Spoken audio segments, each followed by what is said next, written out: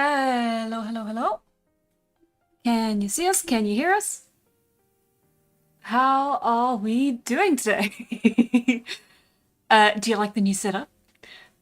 It's a little bit stiffer, I will say, um, than uh, than the usual one. As you can see, the character, the avatar is looking straight down at the book the whole time, so it will look like I'm a little bit distracted the entire time. But hi. Let's see. How we doing? How we doing? Hi and hello. Yes, it is very cozy, isn't it?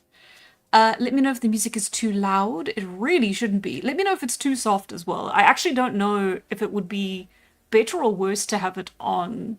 Like it might be too distracting or maybe not.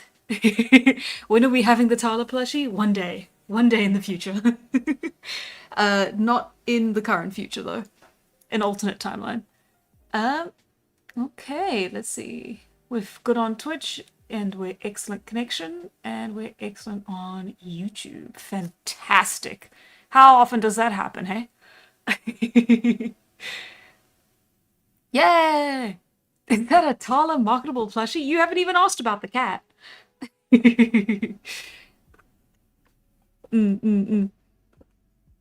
Yeah, that is why the post took so long. I made this, and then I was like, you know what? This was so much work to make. I'm putting it in the thumbnail too. And then I ended up blurring it completely in the thumbnail so you can't even see what you're looking at. So, um, that is what happened. So apologies for the wait, but it did all come together in the end. So, right.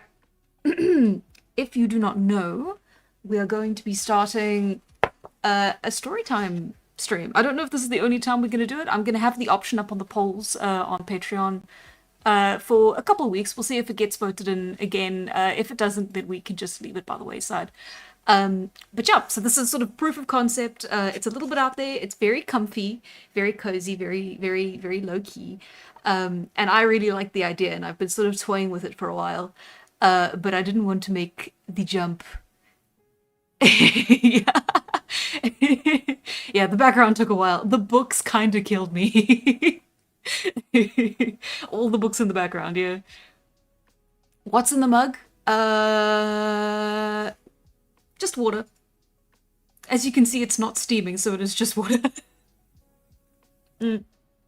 If we do this again, I'll ask Meandry very nicely if I can reuse the animation onto the cup, because it is currently attached to the desk setup, as in it's all one thing. So I can't like remove the desk to put the steam in a different cup in a different setting. I have to ask I have to ask very nicely to have it like replaced here. Um,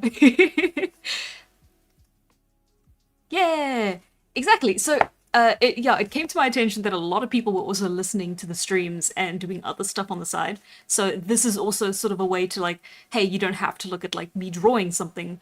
It can also just be listening. Uh, so yeah.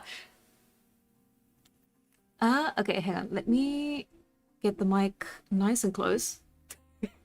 This is not ASMR, don't worry. Number one, something, something, something. It was part of an old gag I was gonna do when I first made the old setup, and then I never really did it, and then it's just plastered over. I'm number one something, but you'll never know why. No, no, don't worry. Please feel free to multitask while I stream. I expect everyone who's watching to be multitasking. Streams are not the kind of thing you should be focusing on the entire time. I could never do that, so I would never expect anyone else to. So, yeah, if you've seen the thumbnail and the title and everything else, we're going to be going through a couple of Anderson's fairy tales. The first one I have planned out already, and also the second one.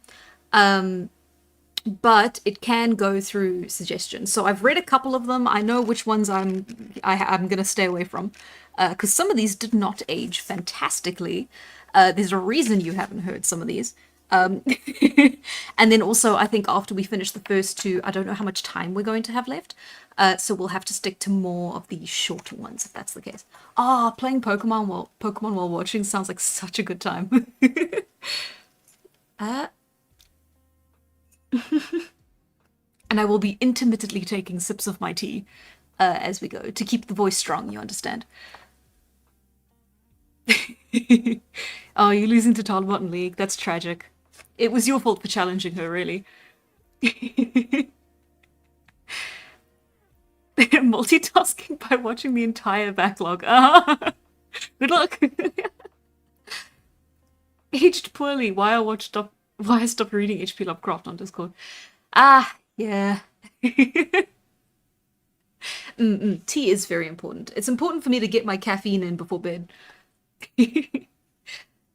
Okay, so yes, so we're starting off with the Tinderbox. If you don't know anything about the Tinderbox, that's fine.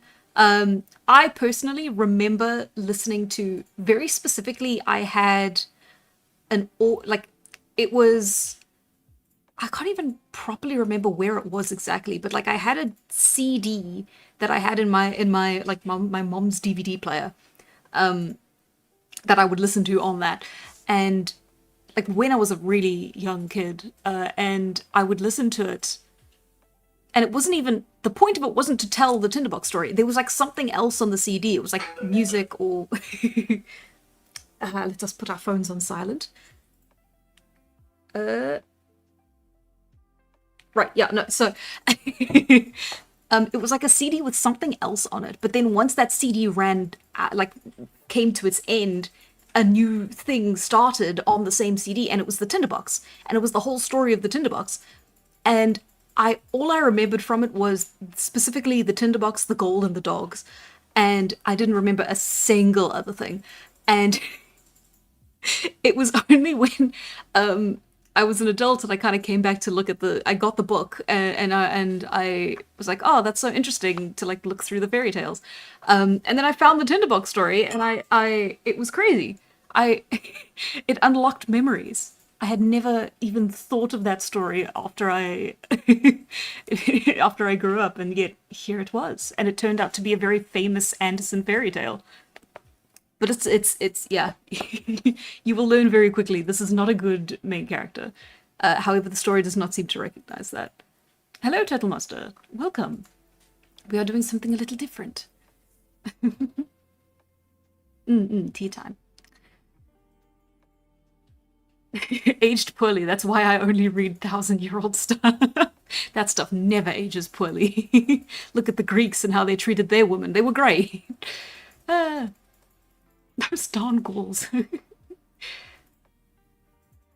That was my start work alarm. Oh, I'm sorry. That's I got a new phone. And it is very nice. My old phone was 7 years old, so it was kind of time to replace it. But it is finicky. I feel like a medieval peasant discovering technology for the first time. It's great.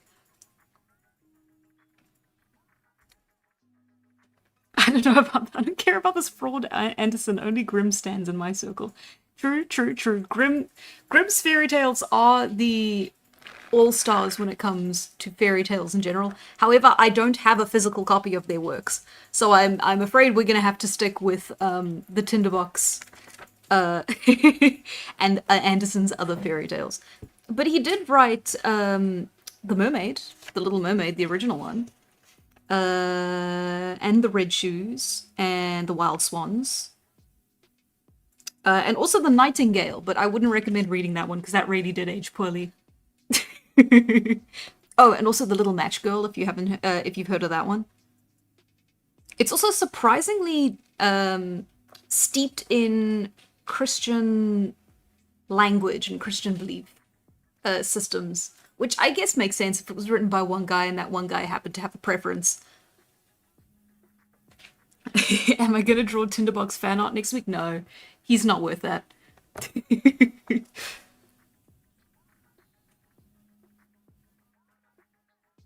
Oh no.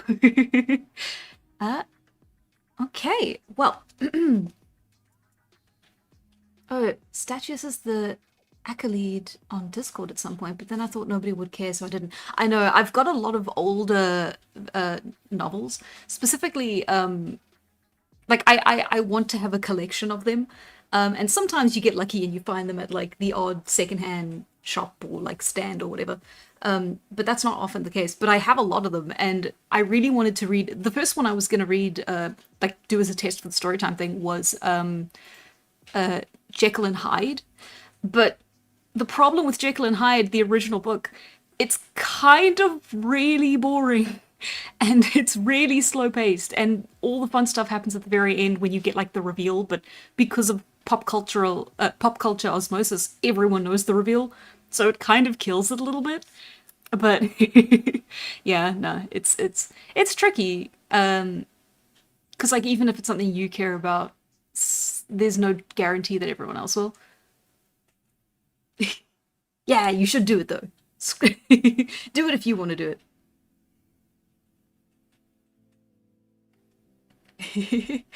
One of my bucket list stories is Journey to the West, simply because it seems absolutely insane and I love Wukong. Um, but it's so long and so massive, I don't know if I'll ever get there. Also, I'll need to find a physical copy of it, and I don't know how common those are going to be in South African secondhand bookshops. Yeah, read it in the original Latin. Do it, do it, do it. Yeah. I mean, listen, I was introduced to um Journey to the West by OSP, that I'm not going to pretend I wasn't. But the fact that Wukong is so present in so many things, uh, and also I watched Monkey Kid. That's not the entire title. It's a longer title than that. It's the Lego Show. Um, I watched that and I loved it so much, and the animation is so cool. Um, and so between those two influences and also the fact that Wukong is everywhere, I do kind of really want to read the original. I have the PDF somewhere on my computer, but I don't want to read the PDF. I want to read a book. It's better for my eyes. I started playing Black Myth Wukong in March and still haven't finished it. Souls like so hard. I yeah, I really wanted to play it too, and then yeah, I knew I wouldn't finish it because it's a really like it's a Souls like, and I know I'm not that good at games. Ah well. Mm-mm. Oof. Author died. That's tragic. Um, Hope it doesn't happen to me. Hi, Eamon Racing. Thank you for popping in. It's very nice to have you, and I hope you enjoy the VOD tomorrow. Read it in its original Mandarin. That might take me a little bit longer than what I'm planning, because then I'll have to learn Mandarin. Okay, let's not dilly dally too much. Uh, me and my paper pages. Okay, let me turn my volume down for the music as well, because I don't want that to distract me. When you do the thing and the other thing that happens, not to thing the other thinking, but it things. This is a man who is. Good night, even racing. Thank you for coming.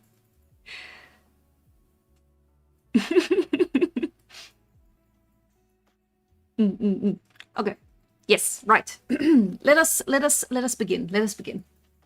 Book noises. So I have to prove to you guys I'm reading an actual book. It's very important to me that you know that I have my book collection. This is my chance to show it off, because no one actually cares. Okay.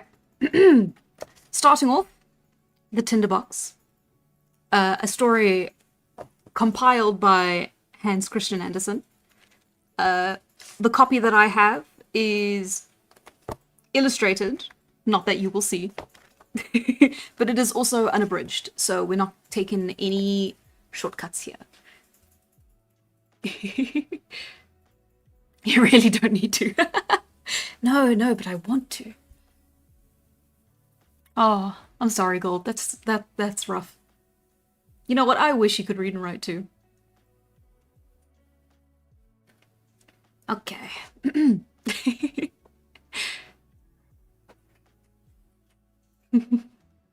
Okay. Sorry, I'm not entirely sure where's a good spot to start because I'm looking over chat a bit too much. Yes, let us begin. A soldier came marching along the high road. 1, 2, 1, 2.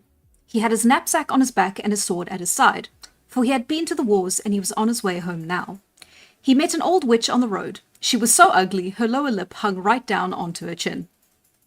She said, "Good evening, soldier. What a nice sword you..." Oh, wait, no, I've got to do a voice. Hang on. "Good evening, soldier. What a nice sword you've got, and such a big knapsack. You are a real soldier. You shall have as much money as ever you like." "Thank you kindly, you old witch," said the soldier. "Do you see that big tree?" said the witch, pointing to a tree close by. "It is hollow inside. Climb up to the top and you will see a hole into which you can let yourself down, right down under the tree. I will tie a rope round your waist so that I can haul you up again when you call." "What am I to do down under the tree?" asked the soldier. "Fetch money," said the witch. "You must know that when you get down to the bottom of the tree, you will find yourself in a wide passage. It is quite light there, for there are over 100 blazing lamps. You will see 3 doors which you can open, for the keys are there. If you go into the first room, you will see a big box in the middle of the floor. A dog is sitting on top of it, and he has eyes as big as saucers. But you needn't mind that. I will give you my blue-checked apron, which you can spread out on the floor. Then go quickly forward, take up the dog, and put him on my apron. Open the box and take out as much money as ever you like.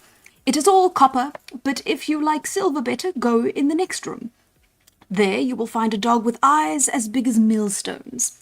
But never mind that. Put him on my apron and take the money. If you prefer gold, you can have it too, and as much as you can carry, if you go into the third room. But the dog sitting on that box has eyes each as big as the round tower. He is a dog indeed, as you may imagine. But don't let it trouble you. You only have to put him onto my apron, and then he won't hurt you. And you can take as much gold out of the box as you like." I don't know. I trust the free witch. I trust the witch giving out free money. What about you guys? I know, right? Massive eyes. That's why people have such a hard time illustrating this story as well.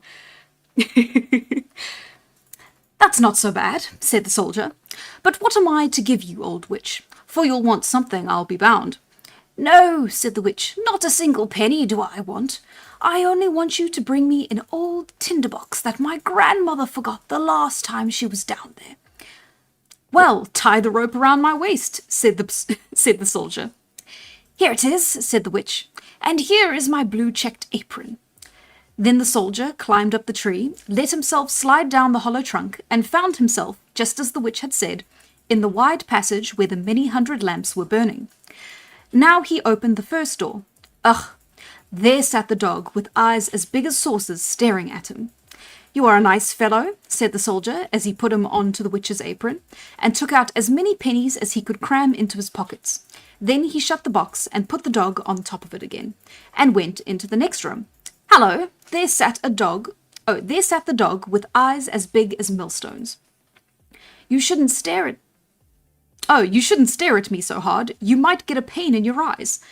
Then he put the dog on the apron. But when he saw all the silver in the box, he threw away all the coppers and stuffed his pockets and his knapsack with silver.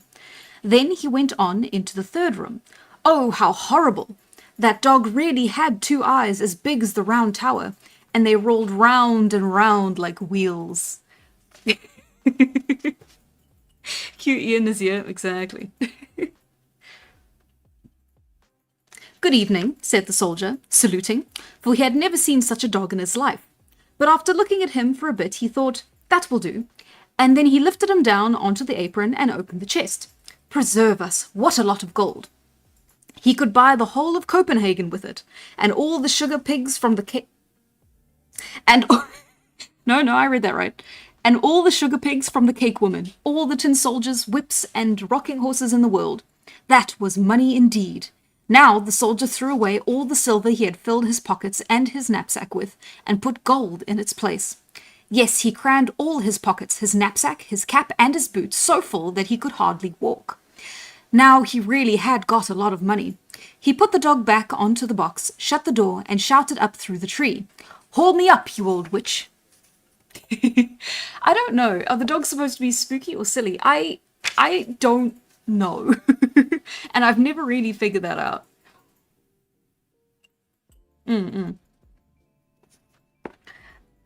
Have you got the tinderbox? Oh, to be sure, said the soldier. I had quite forgotten it. And he went back to fetch it. The witch hauled him up, and there he was standing on the high road again with his pockets, boots, knapsack, and cap full of gold. What do you want the tinderbox for? Asked the soldier. That's no business of yours, said the witch. You've got the money, now give me the tinderbox. Rubbish, said the soldier. Tell me directly what you want with it, or I will draw my sword and cut off your head. I won't, said the witch. Then the soldier cut off her head. Then the soldier cut off her head. There she lay. But he tied all the money up in her apron, slung it on his back like a pack, put the tinderbox in his pocket, and marched off to the town. It was a beautiful town, and he went straight to the finest hotel, ordered the grandest rooms and all the food he liked best, because he was a rich man now that he had so much money. Yeah. Instant death. I mean, considering she gave you like a lifetime's worth of cash. Sure, kill her. Why not? Whoops.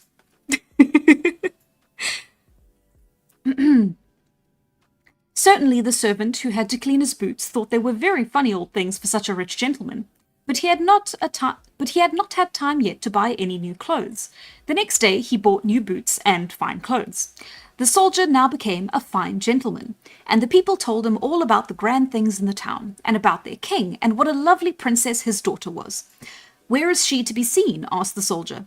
You can't see her at all, they all said. She lives in a great copper castle surrounded with walls and towers. Nobody but the king dare go in and out, for it has been prophesied that she will marry a common soldier, and the king doesn't like that. Place your bets, where is the story going? Oh, okay, Rilo. Sorry, do you want me to whisper instead? I can... No, sorry, I won't be mean. That's cool that you're reading your own book. Let me know what it is. I'm interested.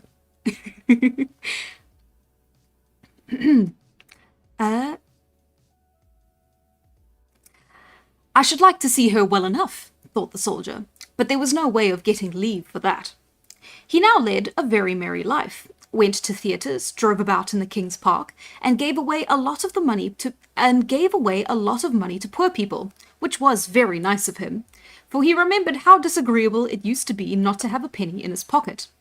Now he was rich, wore fine clothes, and had a great many friends, who all said what a nice fellow he was, a thorough gentleman, and he liked to be told that.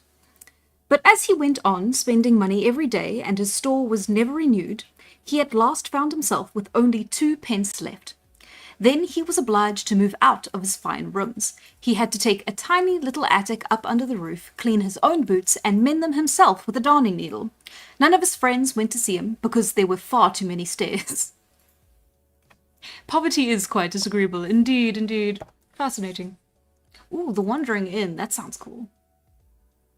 I like inns. I like to wander. Sorry. I'm picturing, I forget what it's called, the shack with the chicken legs. Or the fairy tale anime, The Pig. Anyway, yeah, no, he didn't have any foresight, really. He didn't think to put anything into savings. One dark evening, when he had not even enough money to buy a candle with, he suddenly remembered that there was a little bit in the old tinderbox he had brought out of the hollow tree, when the witch had helped him down. He got out the tinderbox with the candle end in it and struck fire. But as the sparks flew out from the flint, the door burst open, and the dog with eyes as big as saucers, which he had seen down under the tree, stood before him and said, "What does my lord command?"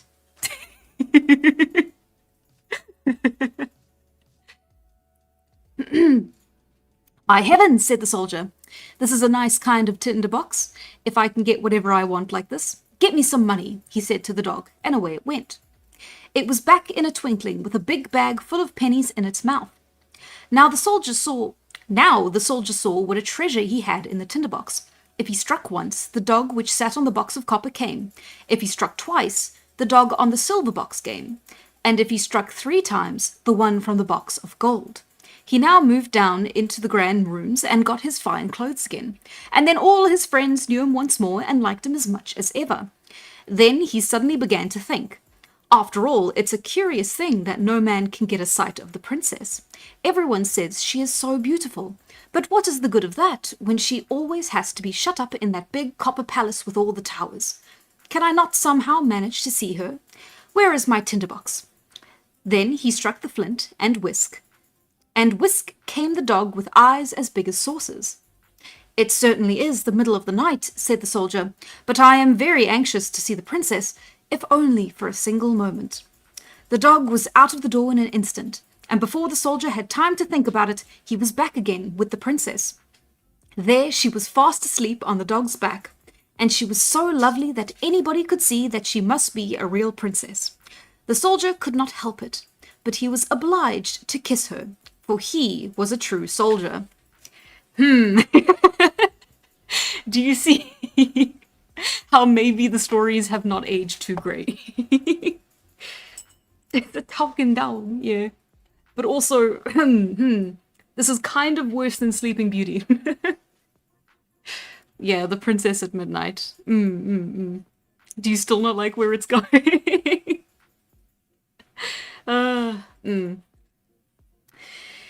Yeah.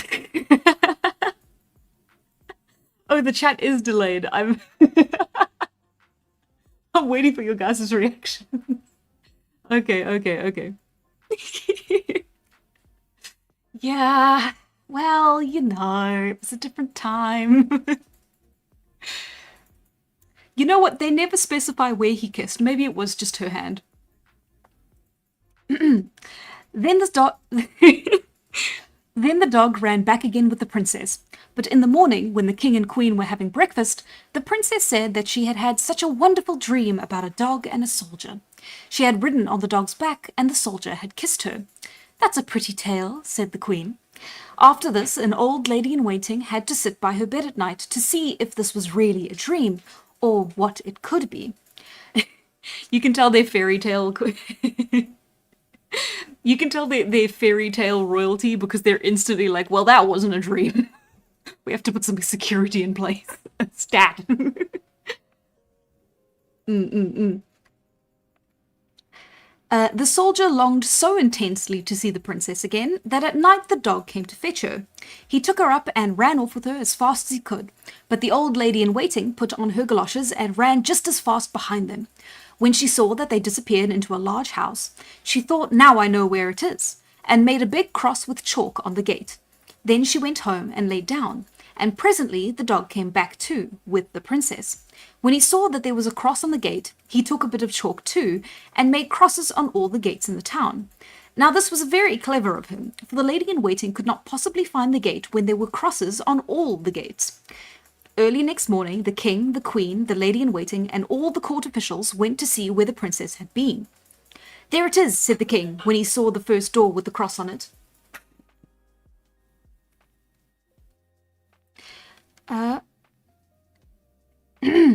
"No, my dear husband, it is there," said the queen, who saw another door with a cross on it. "But there is one, and there is another," they all cried out. They soon saw that it was hopeless to try and find it. Now the queen was a very clever woman. She knew more than how to drive in a chariot. She took her big gold scissors and cut up a large piece of silk into small pieces, and made a pretty little bag, which she filled with fine grains of buckwheat. She then tied it onto the back of the princess, and when that was done, she cut a little hole in the bag, so that the grains could drop out all the way wherever the princess went. Security is just an old lady with running shoes, yeah. Ah.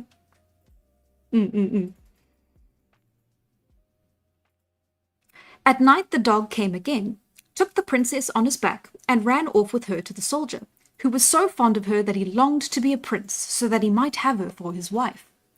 The dog never noticed how the grain dropped out all along the road from the palace to the soldier's window, where he ran up the wall with the princess. In the morning, the king and queen easily saw where their daughter had been, and they seized the soldier and threw him into the dungeons. And there he lay.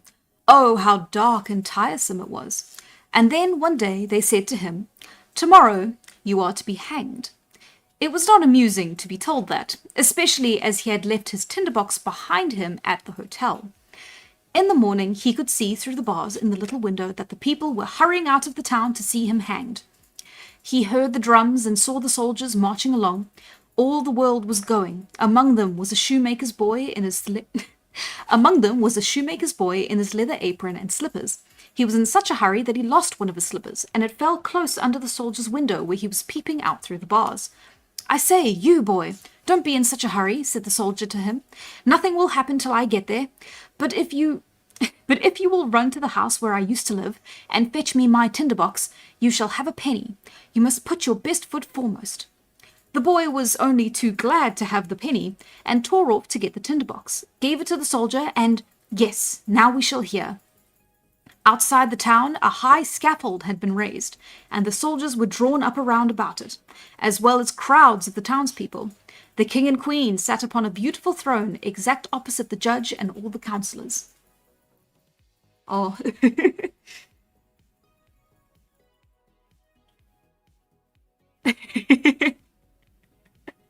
Sorry. Ooh, I will one day catch up to the Wandering Inn, but it's definitely not this decade. Ah, no. Best of luck. Get some good running shoes. Turbo Granny! Oh god, that's so funny. Okay. Okay. Moving on to the execution. I'm sure nothing will happen that changes the course of the story. I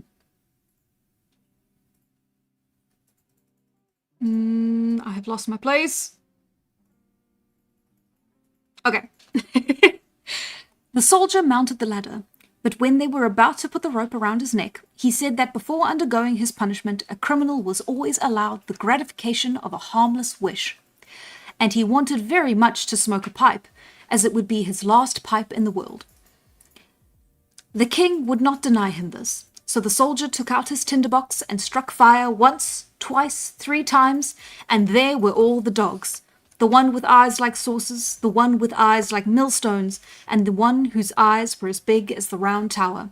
"Help me, save me from being hanged," cried the soldier. And then the dogs rushed at the soldiers and the councillors. They took one by the legs and another by the nose, and threw them up many fathoms into the air, and when they fell down they were broken all to pieces. "I won't," cried the king, but the biggest dog took both him and the queen and threw them after all the others. Then the soldiers became alarmed, and the people shouted, "Oh, good soldier, you shall be our king and marry the beautiful princess."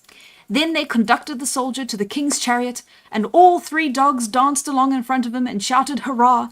The boys all put their fingers in their mouths and whistled, and the soldiers presented arms. The princess came out of the copper palace and became queen, which pleased her very much. The wedding took place in a week, and the dogs all had seats at the table where they sat staring with all their eyes. Yeah.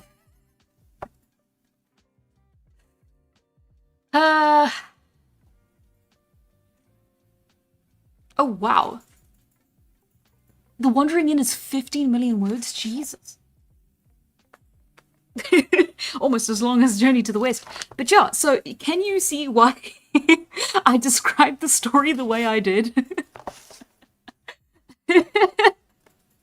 Exactly. It makes no sense, does it? It sounds more like how a tyrant came into power instead of like the grand hero of the story. It really doesn't. That's the thing. They would at least establish if the royal family were like corrupt or bad or evil in some way. That's never been a difficult thing for fairy tales to do, you know? Like you have the evil queen, you have the evil king. Like that's such a common concept. And then for them to just forego that entirely, they're just a king and queen trying to protect their daughter from being kidnapped at night. And then when he rightfully gets arrested for kidnapping a woman, even though he was technically giving her back, but still, that shouldn't be okay. And then and then the story acts as if that was the best ending, and that was their happy ending, and it is just very, very strange. But yeah, so that's the story of the Tinderbox. This man has D&D player character energy. Yeah, it seems like it, doesn't it?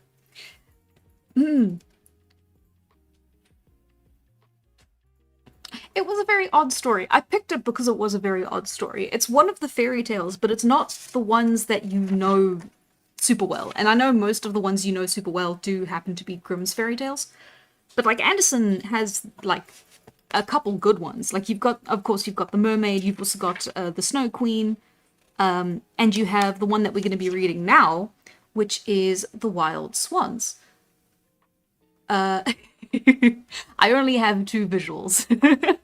So after this, we're going to have to go visualless. Yeah, a BBEG. Yeah.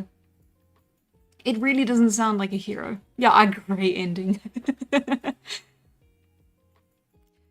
Yeah, but that's also the thing. I don't know, because again, if the fairy tale is supposed to teach something about morality, very few of these fairy tales do.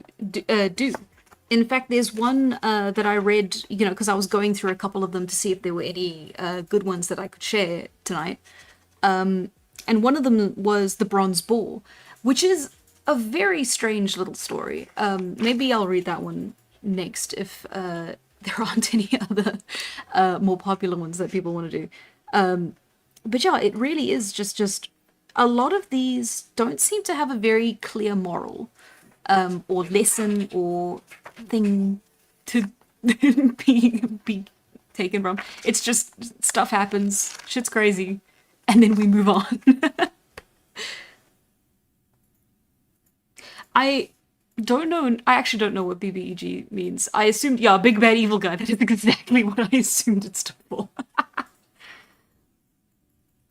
Yeah, the dogs, especially the final line of the book is like, and they all sat staring with their eyes, is like a huge, like, yeah, where they sat staring with all their eyes. It's like a big, almost, like, it feels intentional almost. And I'd say it felt intentional, but I think Anderson maybe had some biases that were probably inherent at the time. But then again, this isn't about women or anything. This is just, yeah, I don't know. It's just strange. It's just strange. Moral: a good dog is worth more than money. Moral of the story: a good dog will give you money. Yeah, do wishes to like overthrow a king and marry his daughter you kept kidnapping, I guess. Exactly, that's the that's the moral of the story. Okay, let's find the Wild Swans. There we are, page 45. Moral of the story: if you're greedy enough, you will always win, or maybe it warns us of those who are greedy and how dangerous they can become. I think so. I should have read that one about China. That was awesome. I don't know if I should. That one really aged badly because it's set in China. And was written... When was this originally written?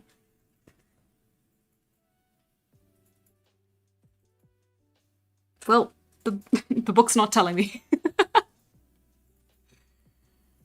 Maybe I'll read the one about China. I'm a little worried too, because it really did not... Maybe. It's a fine fairy tale, it's just the insistence on certain aspects of it. Okay, maybe, yeah, no, maybe we'll read it. Okay, but first the Wild Swans, because I actually do like the Wild Swans.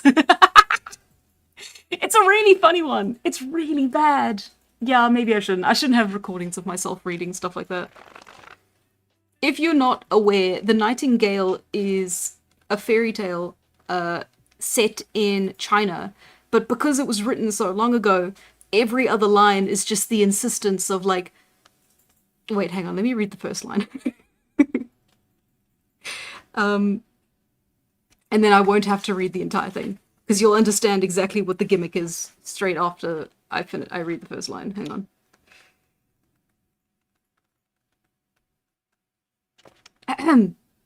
Oh god. Quote unquote from The Nightingale. In China, as you know, the emperor is a Chinaman, and all the people around him are Chinamen too. And that is the first line of The Nightingale, and it doesn't get better from there. So we're not going to be reading that one. Exactly, yeah, the emperor is Chinese and the people in China are also Chinese. I mean, he's not wrong, but oh my god. Oh god. Very useful. I want every story in this book to start that way. In England, the king is an Englishman, and all the other men are Englishmen too. Yeah, so I guess yeah, the wood is made of wood. Oh, it's so funny. Oh my god. Okay. Hang on, let me take a big sip of my tea. Does this imply that Frenchmen are French? I almost wanted to go to England. You say they're an Englishman there. Oh god. Oh. Oh, what is it?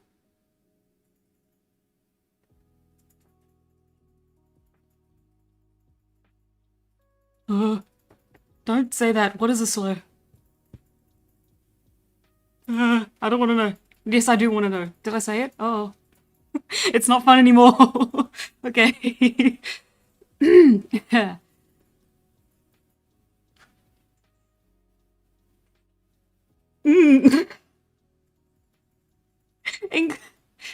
Okay.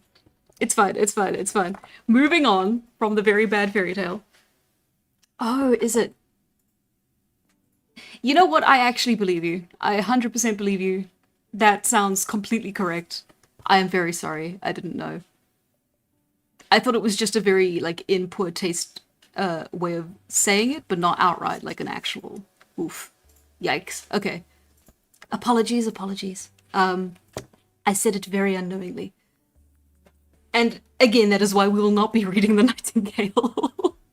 Jesus, okay. Thanks for letting me know, Gio. Okay.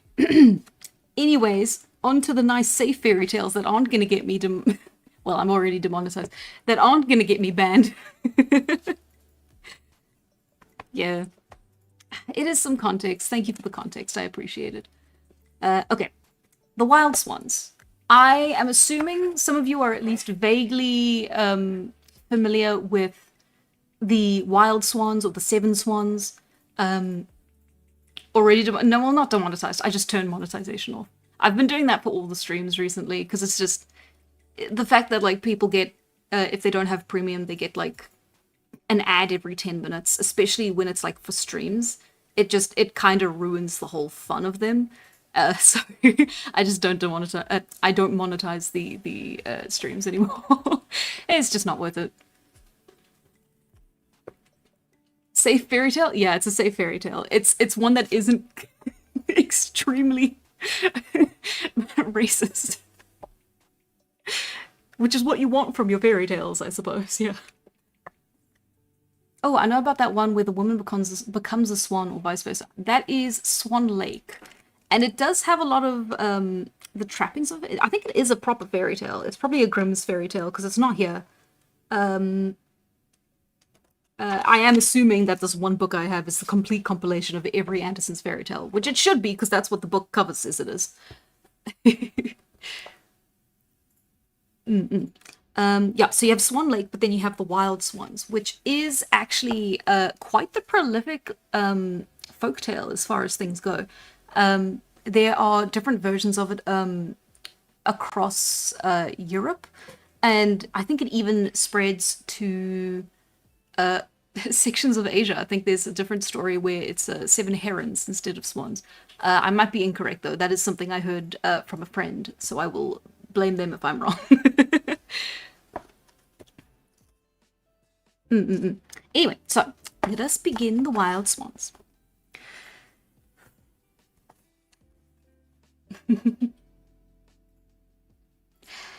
Far away, where the swallows take refuge in winter, lived a king who had 11 sons and 1 daughter, Elise. The 11 brothers, they were all princes, used to go to school with stars on their breasts and swords at their side. They wrote upon golden slates with diamond pencils, and could read just as well without a book as with one, so there was no mistake about their being real princes. Their sister Elise sat upon a little footstool of looking-glass, and she had a picture book which had cost the half of a kingdom. Crazy.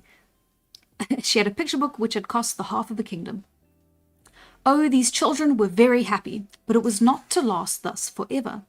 Their father, who was king over all the land, married a wicked queen who was not at all kind to the poor children. They found that out on the first day. All was festive at the castle, but when the children wanted to play at having company, instead of having as many cakes and baked apples as ever they wanted, she would only let them have some sand in a teacup, and said they must make believe. In the following week, she sent little Elise into the country to board with some peasants, and it did not take her long to make the king believe so many bad things about the boys that he cared no more for them. Oof. Fly out into the world and look after yourselves, said the wicked queen. You shall fly about like birds without voices. But she could not make things as bad for them as she would have liked. They turned into 11 beautiful wild swans. They flew out of the palace window with a weird scream. That is the actual wording, a weird scream, right across the park and the woods. So, right off the bat, it's a very fairy tale-like fairy tale. Yeah, a picture book that costs half a kingdom, I know, right? They had Da Vinci paint every page. Swan Lake is a ballet, but I'm pretty sure it was a story first. Unless I'm getting myself mixed up and it was a ballet first. Yeah, weird scream. Swans don't make sounds, my immersion is broken. These are human swans. It's a swan skin, all human insides. Human anatomy crammed into a swan shape. Terrifying. It was very early in the morning when they came to the place where their sister Elise was sleeping in the peasant's house. They hovered over the roof of the house, turning and twisting their long necks and flapping their wings, but no one either heard or saw them. They had to fly away again, and they soared up towards the clouds, far out into the wide world, and they settled in a big dark wood which stretched down to the shore. Poor little Elise stood in the peasant's room, playing with a green leaf, for she had no other toys. She made a little hole in it, which she looked through at the sun, and it seemed to her as if she saw her brother's bright eyes. Every time the warm sunbeams shone down upon her cheek, it reminded her of their kisses. One day passed just like another. When the wind whistled through the rose hedges outside the house, it whispered to the roses, "Who can be prettier than you are?" But the roses shook their heads and answered, "Elise." And when the old woman sat in the doorway reading her I know how to pronounce this. Psalms? They're prayers, right? Oh, I haven't gone to church in a while. Psalms. Uh-oh. That's a way to out myself. The wind turned over the leaves and said to the book, "Who can be more pious than you?" "Elise," answered the book. Both the roses and the book of Psalms only spoke the truth. Yeah, Psalms. Oh, good, I am pronouncing it right. Lovely. Oh, the brothers love their sister. She was to go home when she was 15, but when the queen saw how pretty she was, she got very angry, and her heart was filled with hatred. She would willingly have turned her into a wild swan too, like her brothers, but she did not dare to do it at once, for the king wanted to see his daughter. The queen always went to the bath in the early morning. It was built of marble and adorned with soft cushions and beautiful carpets. She took 3 toads, kissed them, and said to the first, "Sit upon Elise's head when she comes to the bath so that she may become sluggish like yourself. Sit upon her forehead," she said to the second, "that she may become ugly like you, and then her father won't know her. Rest upon her heart," she whispered to the third. "Let an evil spirit come over her, which may be a burden to her." Then she put the toads into the clean water, and a green tinge immediately came over it. She called Elise, undressed her, and made her go into the bath. When she ducked under the water, one of the toads got among her hair, the other got onto her forehead, and the third onto her bosom. But when she stood up, 3 scarlet poppies floated on the water. Had not the creatures been poisonous and kissed by the sorceress, they would have been changed into crimson roses. But yet they became flowers from merely having rested a moment on her head and her heart. She was far too good and innocent for the sorcery to have any power over her. I'm loving the plot armor with this one. Also, how's that evil queen, eh? She really is like the real deal. In fact, it's such a good story. I'm amazed it hasn't been made into a Disney movie yet. I don't know, maybe it takes a turn. I actually haven't finished it, so we'll see. It's also a long story, oh my gosh. I knew this when I went into it. This is not the first time I'm looking at it, but it is the first time I am reading it all the way through. Because up until now, I actually read a whole book that was a retelling of it, but the book only covered like the first page, up to the point where she was about to come back to the castle when she was 15. Like, that was literally it. My plot armor is too strong for you, stepmom. Exactly. They already did one with frogs, so they couldn't do it again. Yeah. Well, that's the thing. I was like, I always assumed, okay, well, all the good fairy tales have been turned into like best-selling movies. So clearly all the ones that are left are the ones that maybe haven't aged great. But this is like pretty good so far. Again, maybe it goes very left very quickly. Let us keep reading and find out.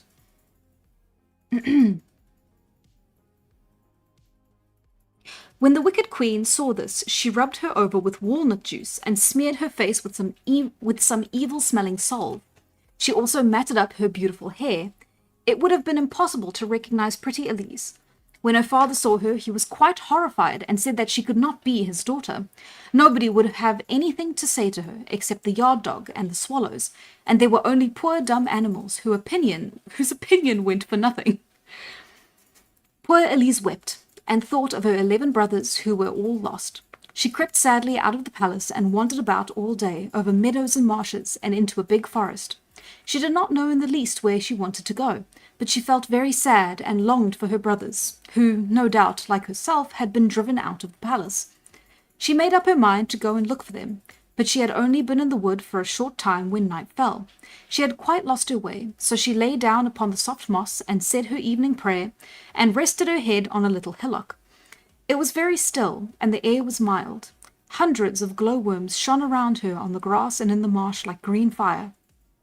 When she gently moved one of the branches over her head, the little shining insects fell over her like a shower of stars. She dreamt about her brothers all night long.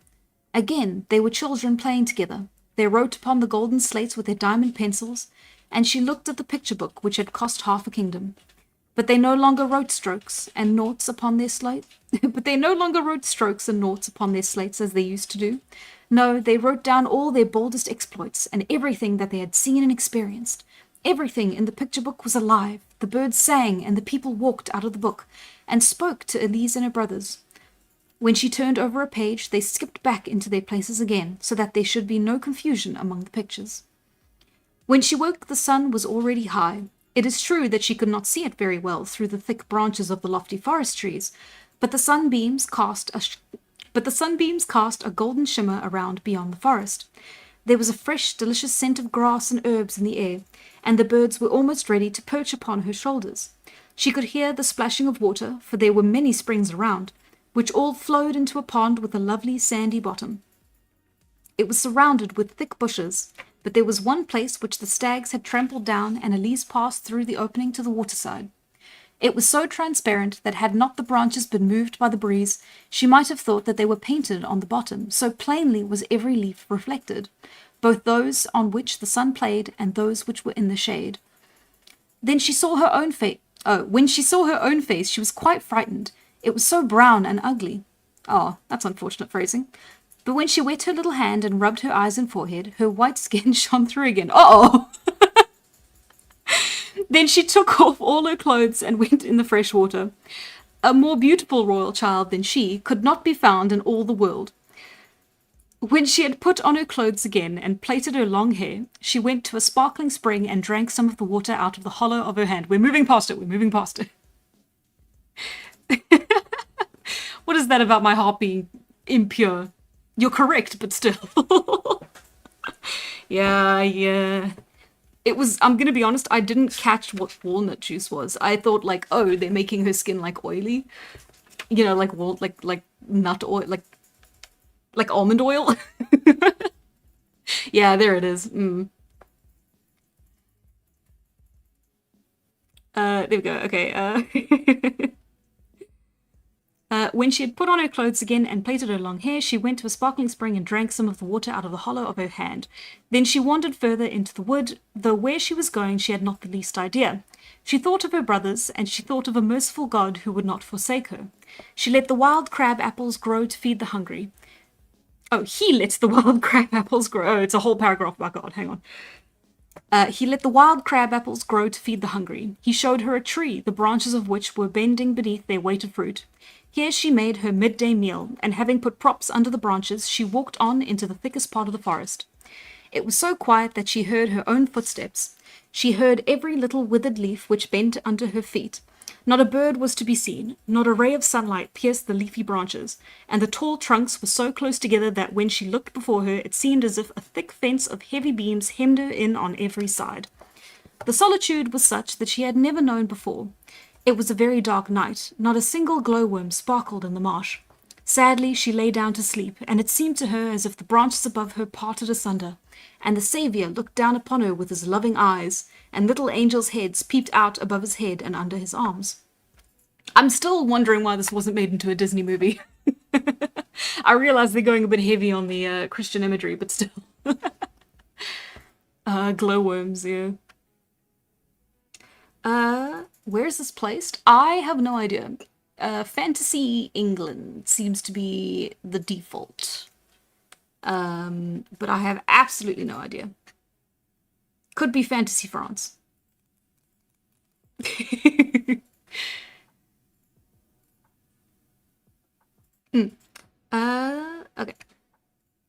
The author is Danish. Oh, it could be Germany, yeah. Andersen's Fairytales.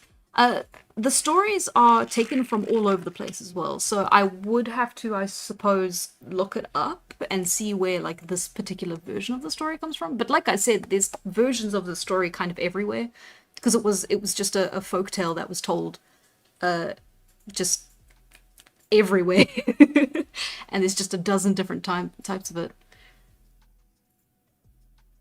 It's an Andersen story. It's a timeless kingdom with no defined borders. Exactly. Kazakhstan. I did not pronounce that right.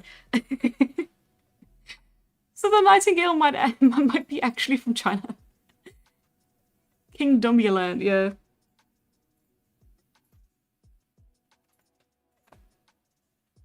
Okay.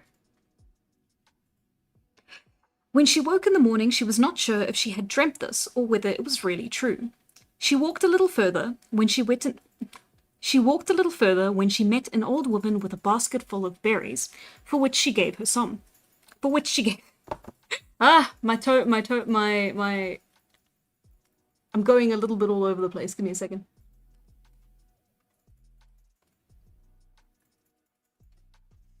We have finished the tea. I'm moving on to my glass of water. I came with backups.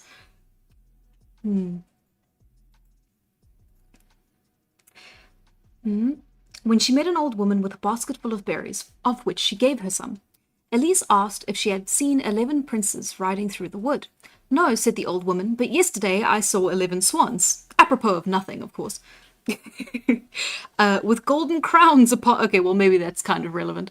With golden crowns upon their heads, swimming in the stream close by here. She led Elise a little further to a slope, at the foot of which the stream meandered. The trees on either bank stretched out their rich leafy branches towards each other, and where, from their natural growth, they could not reach each other, they had torn their roots out of the ground and leant over the water so as to interlace their branches. I will say I do love the descriptions of nature in the story specifically. It's not something that you've kind of been like we've kind of been seeing in any of the other stories. Well, the first one, of course, being the Tinderbox, but like in the others that I've read, they don't quite go into as much detail with the description, and they certainly didn't name the main character. That's lovely. Meandry reference.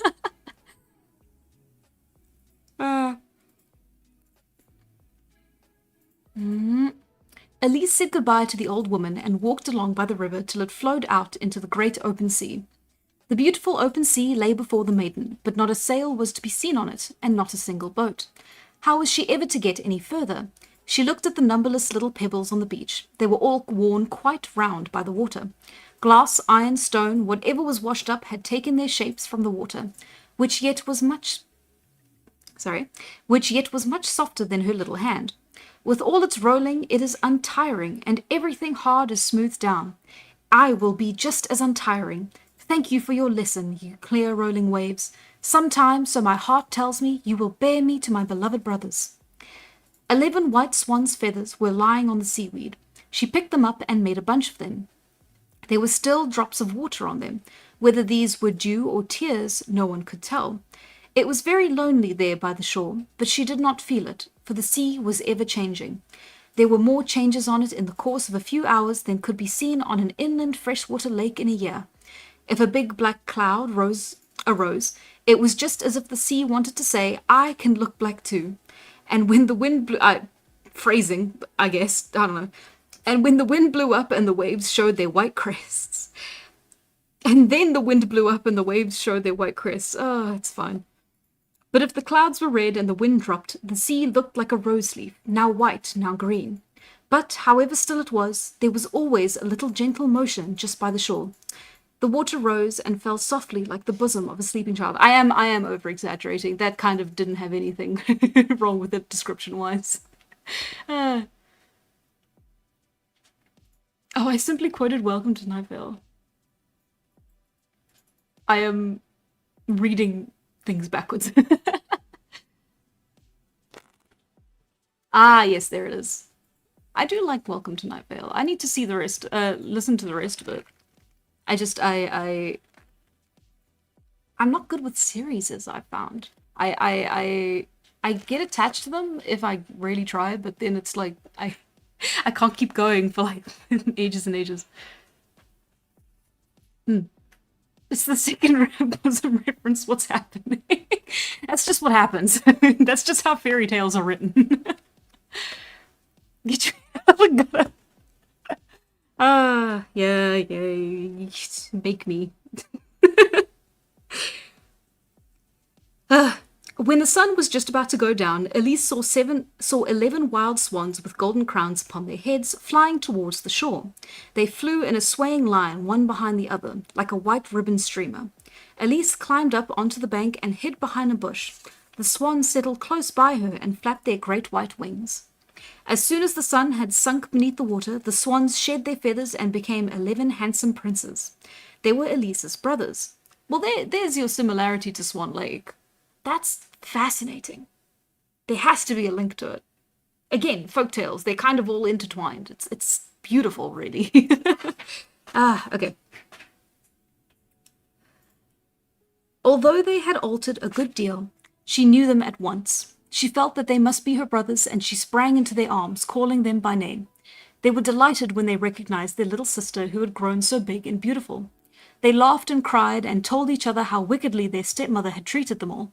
We brothers, said the eldest, have to fly about in the guise of swans as long as the sun is above the horizon. When it goes down, we regain our human shapes. So we always have to look out for a resting place near sunset, for should we happen to be flying up among the clouds when the sun goes down, we should be hurled to the depths below. We do not live here. There is another land, just as beautiful as this beyond the sea. But the way to it is very long, and we have to cross the mighty ocean to get to it. There is not a single island on the way where we can spend the night. Only one solitary little rock just juts up above the water midway. It is only just big enough for us to stand upon close together, and if there is a heavy sea, the water splashes over us. Yet we thank our God for it. We stay there overnight in our human forms, and without it we could never revisit our beloved fatherland, for our flight takes 2 of the longest days in the year. We are only permitted to visit the home of our fathers once a year, and we dare only stay for 11 days. We hover over this big forest from whence we catch a glimpse of the palace where we were born, and where our father lives. Beyond it we can see the high church towers where our mother is buried. We fancy that the trees and bushes here are related to us, and the wild horses gallop over the moors, and as we used to see them in our childhood. The charcoal burners still sing the old songs we used to dance to when we were children.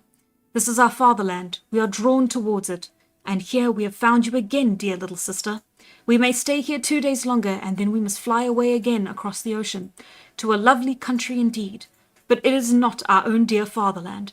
How shall we ever take you with us? We have neither ship nor boat. I mean, they could just stay. Hi, Adrian.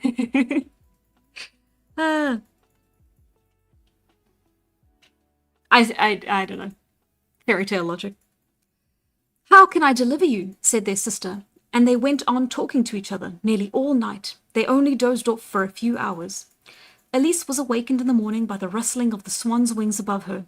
Her brothers were again transformed and were wheeling around in great circles, till she lost sight of them into the distance. One of them, the youngest, stayed behind. He laid his head against her bosom, and she caressed it with her fingers. They remained together all day. Yeah, I don't know. Wait, it's fairy tale logic. It's probably fine. It's almost fine. It's probably just not aged well.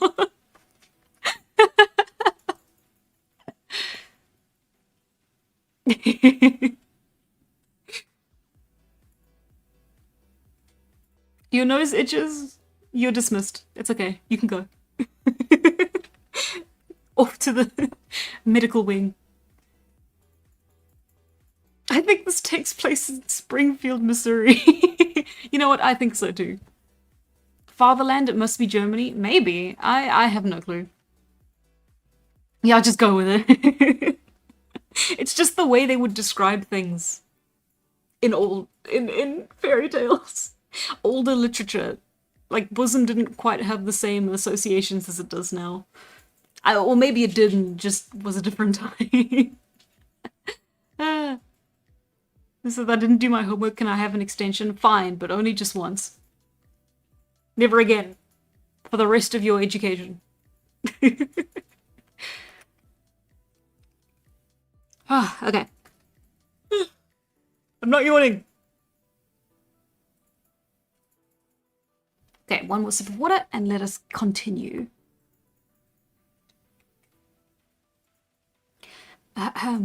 They remained together all day. Towards evening, the others came back, and as soon as the sun went down, they took their natural forms. Tomorrow we must fly away, and we dare not come back for a whole year.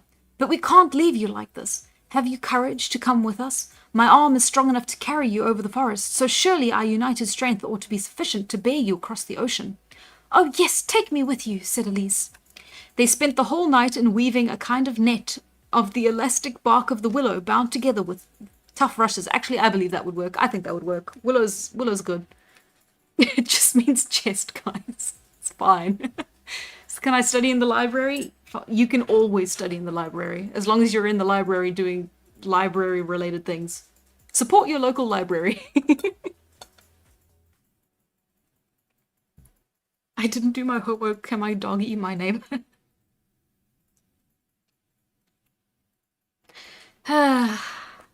Anyway. They spent the whole night in weaving a kind of net of the elastic bark of the willow bound together with tough rushes. They made it both large and strong. Elise lay down upon it, and when the sun rose and the brothers became swans again, they took up the net in their bills and flew high up amongst the clouds with their precious sister, who was fast asleep. The sunbeams fell straight onto her face, so none of the swans flew over her head. Oh, the sunbeams flew straight... I'm, like, losing my mind. Hang on. The sunbeams fell straight onto her face, so one of the swans flew over her head so that its broad wings should shade her. They were far from land when Elise woke. She thought she must still be dreaming. It seemed so strange to be carried through the air so high up above the sea. But by her side lay a branch of beautiful ripe berries and a bundle of savory roots, which her youngest brother had collected for her, and for which she gave him a grateful smile. She knew it was he who flew above her head, shading her from the sun. They were so high up that the first ship they saw looked like a gull floating on the water. A great cloud came up behind them like a mountain, and Elise saw the shadow of herself on it, and those of the 11 swans looking like giants. It was a more beautiful picture than any she had ever seen before, but as the sun rose higher, the cloud fell behind, and the shadow picture disappeared. They flew on and on all day like an arrow whizzing through the air, but they went slower than usual, for now they had their sister to carry. As storm came up and night was drawing on, Elise saw the sun sinking with terror in her heart, for the solitary rock was nowhere to be seen. The swan seemed to be taking stronger strokes than ever. Alas, she was the cause of their not being able to get on faster. As soon as the sun went down, they would become men, and they would all be hurled into the sea and drowned. She prayed to God from the bottom of her heart, but still no rock was to be seen. Black clouds gathered, and strong gusts of wind announced a storm. The clouds looked like a great threatening leaden wave, and the flashes of lightning followed each other rapidly. The sun was now at the edge of the sea. Elise's heart quaked, when suddenly the swans shot downward so suddenly that she thought they were falling. Then they hovered again. Half of the sun was below the horizon, and there for the first time she saw the little rock below, which did not look bigger than the head of a seal above the water. The sun sank very quickly. It was no bigger than a star, but her foot touched solid earth. The sun went out like the last sparks of a bit of burning paper. She saw her brothers stand arm in arm around her, but there was only just room enough for them. The waves beat upon the rock and washed over them like drenching rain. The heavens shone with continuous fire, and the thunder rolled, peal upon peal. They would have drowned hours ago. No bigger than a star. Where did they say that? I'm reading and comprehending, but I'm not absorbing. Okay.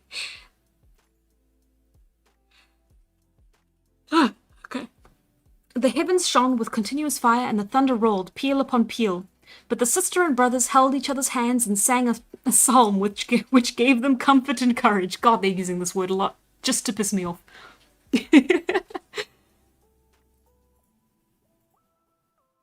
The air was pure and still at dawn. The air was pure and still at dawn. As soon as the sun rose, the swans flew off with Elise, away from the islet. The sea still ran high. It looked from where they were as it the white foam on the dark green water. Oh, that is actually a spelling mistake.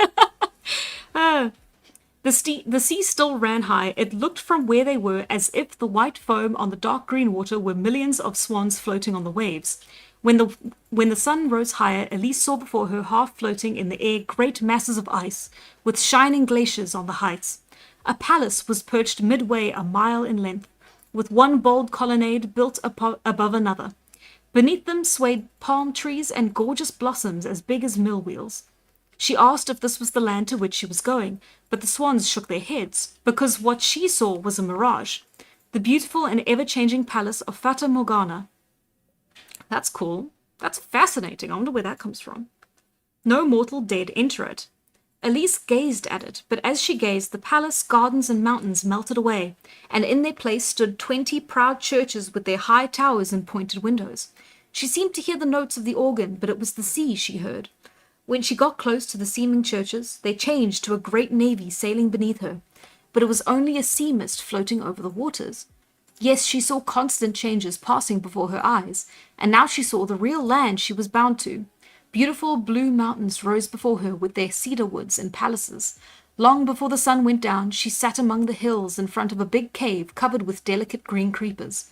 It looked like a piece of embroidery. Now we shall see. I mean, that's such a cool thing to just throw in there. Fata Morgana. Like, obviously I know where Morgana comes from, but like, cool. Right in the nick of time. Yeah.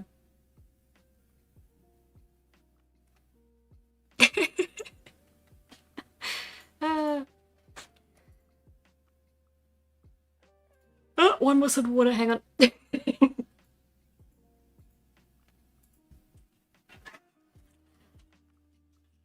Now we shall see what you will dream here tonight, said the youngest brother as he showed her where she was to sleep.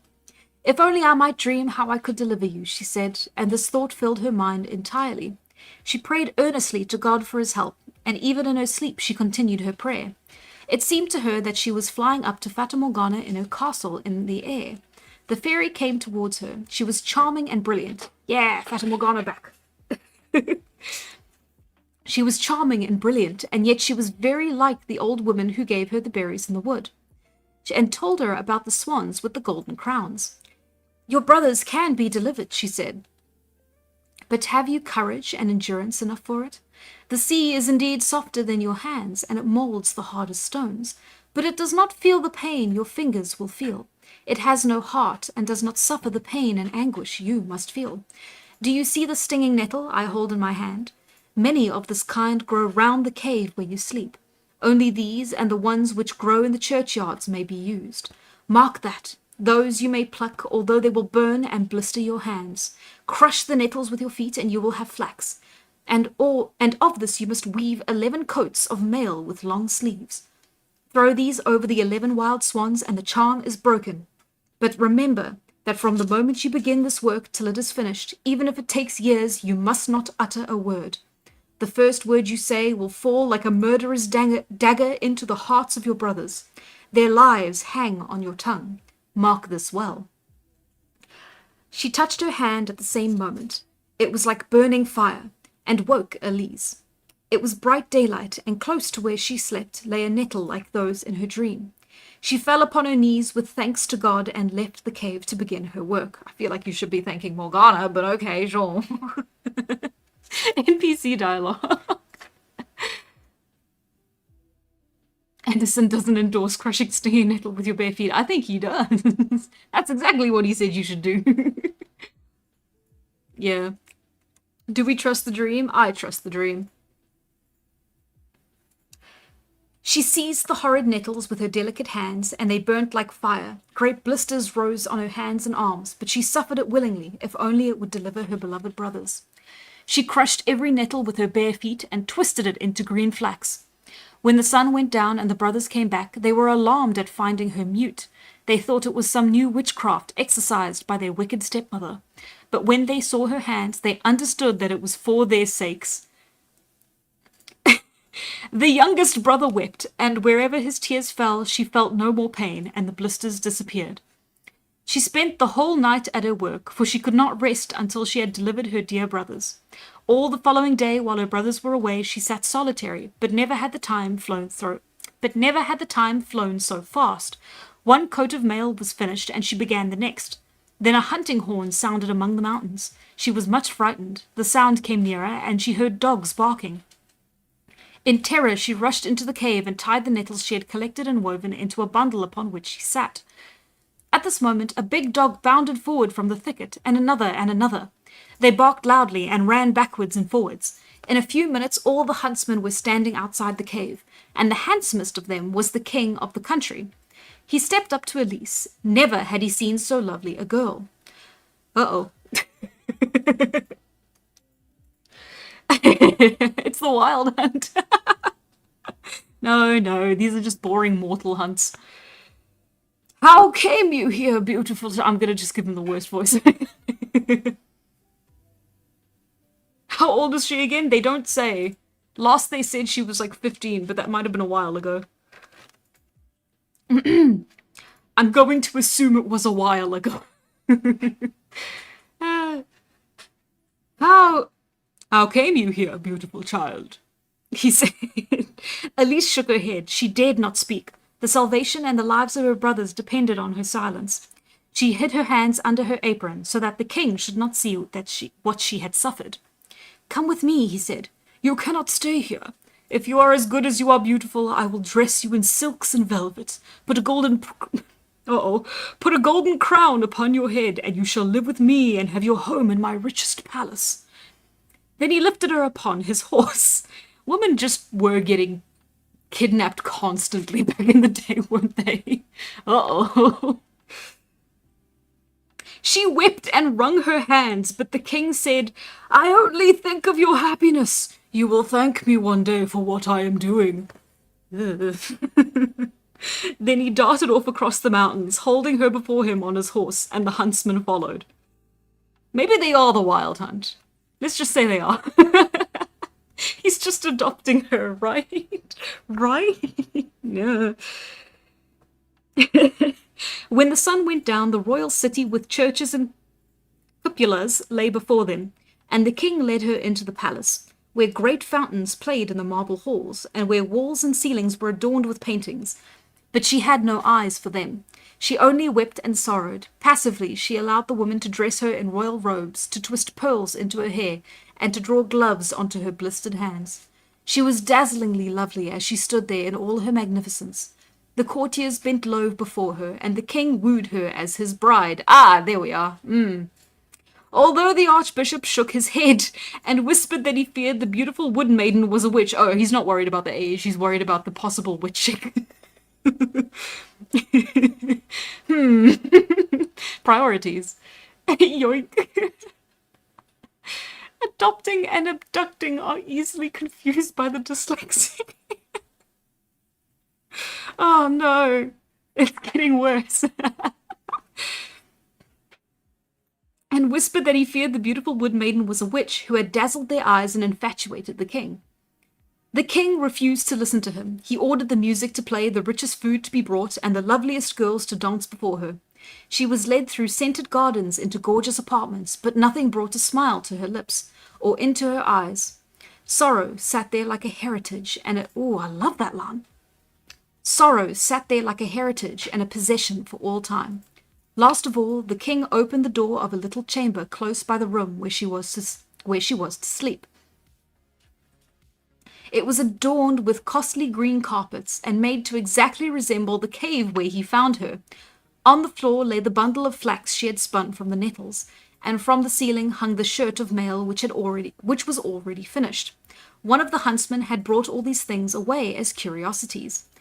"Here you may dream that you are back in your former..." That's so screwed up. Why would you do that?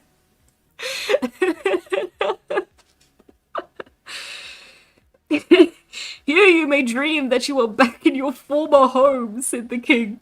"Here is the work upon which you were engaged in the midst of your splendor. It may amuse you to think of those times." When Elise saw all of these things so dear to her heart, a smile for the first time played upon her lips, and the blood rushed back to her cheeks. She thought of the deliverance of her brothers, and she kissed the king's hand. He pressed her to his heart and ordered all the church bells to ring marriage peals. Uh-oh. The lovely dumb girl from the woods was to be queen of the country. The archbishop whispered evil words into the ear of the king, but they did not reach his heart. The wedding was to take place, and the archbishop himself had to put the crown upon her head. In his anger, he pressed the golden circlet so tightly upon her head as to give her pain, but a heavier circlet pressed upon her heart, her grief for her brothers, so she thought nothing of the bodily pain. Her lips were sealed. A single word from her mouth would cost her brothers their lives, but her eyes were full of love.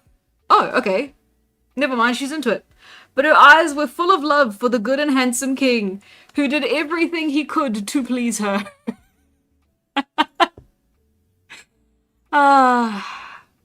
They have a word for this, you know.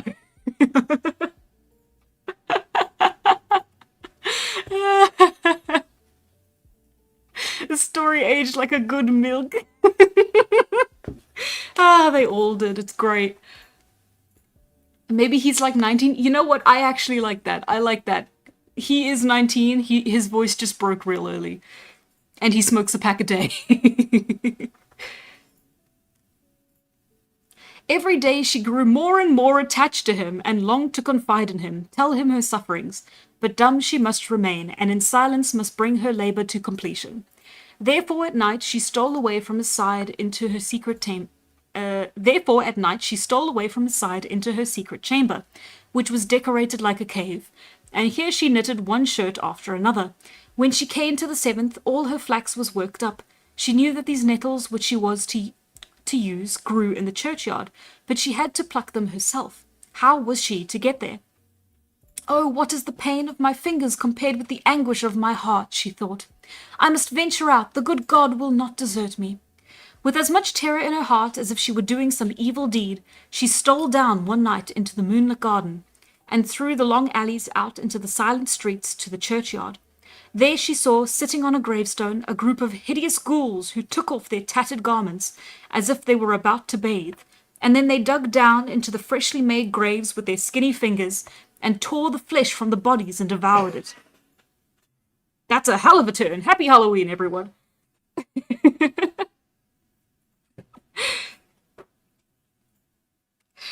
Elise had to pass close by them, and they fixed their evil eyes upon her. But she said a prayer as she passed, picking the stinging nettles, and hurried back to the palace with them. Only one person saw her, but that was the Archbishop, who watched while others slept.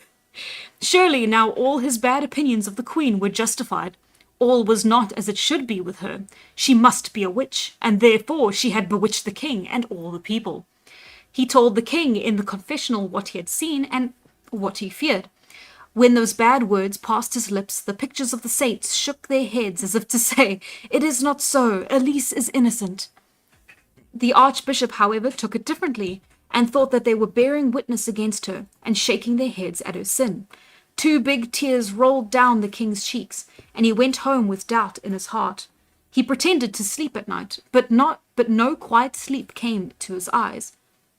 He perceived how Elise got up and went to her private closet. Day by day his face grew darker. Elise saw it, but could not imagine what the cause of it was. It alarmed her. And what was she not already suffering in her heart because of her brothers? Her salt tears ran down upon the royal purple velvet. They lay upon it like sparkling diamonds, and all who saw their splendor wished to be queen. Okay. Bruh, the saints. This feels like a fever dream. All of the stories feel like fever dreams. It's fairy tales. She had, however, almost reached the end of her labours. Only one shirt of mail was wanting. But again she had no more flax, and not a single nettle was left. Once more, for the last time, she must go to the churchyard to pluck a few handfuls. She thought with dread of the solitary walk and the horrible ghouls, but her will was as strong as her trust in God. Elise went, but the king and the archbishop followed her. They saw her disappear within the grated gateway of the churchyard. When they followed, they saw the ghouls sitting on the gravestone as Elise had seen them before, and the king turned away his head because he thought she was among them, she whose head this very evening had rested on his breast. The people must judge her, he groaned, and the people judged. Let her be consumed in the glowing flames. She was led away from her beautiful royal apartments to a dark, damp dungeon, where the wind whistled through the grated window.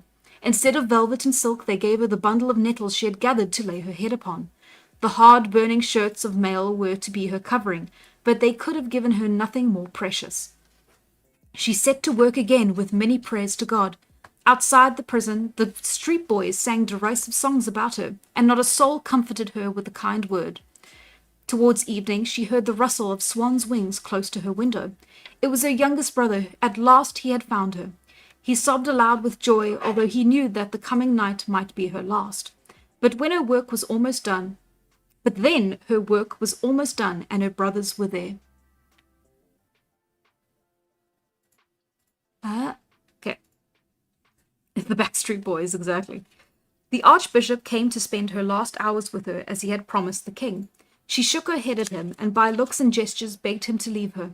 She had only this night in which to finish her work, or else all would be wasted, all.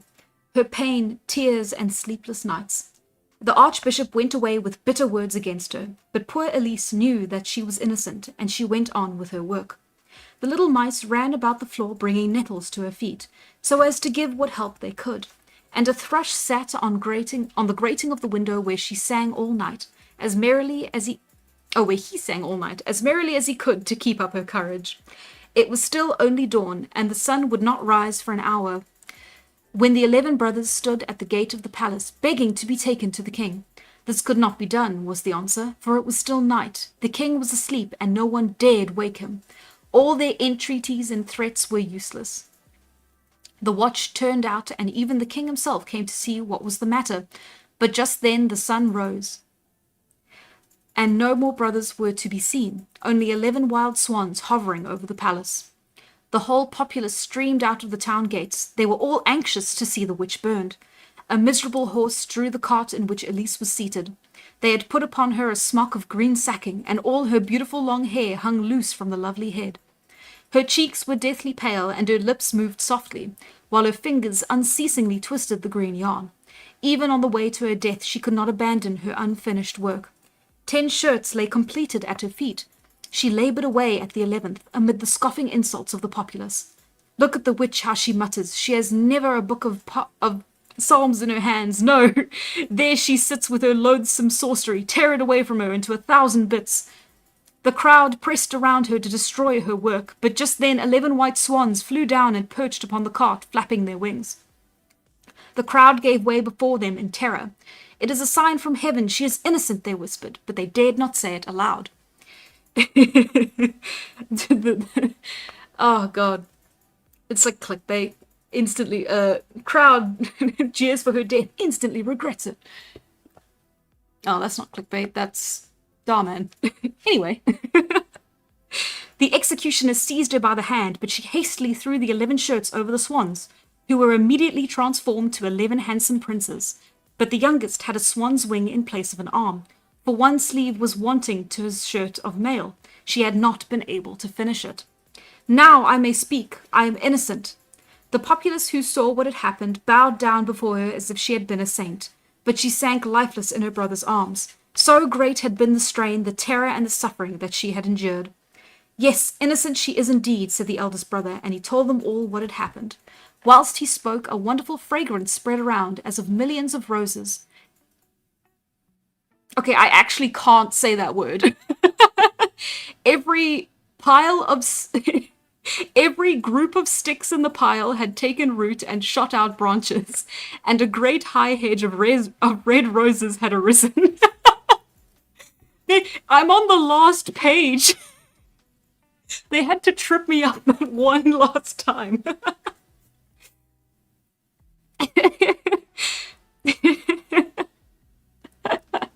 A bundle of sticks, that's what I said.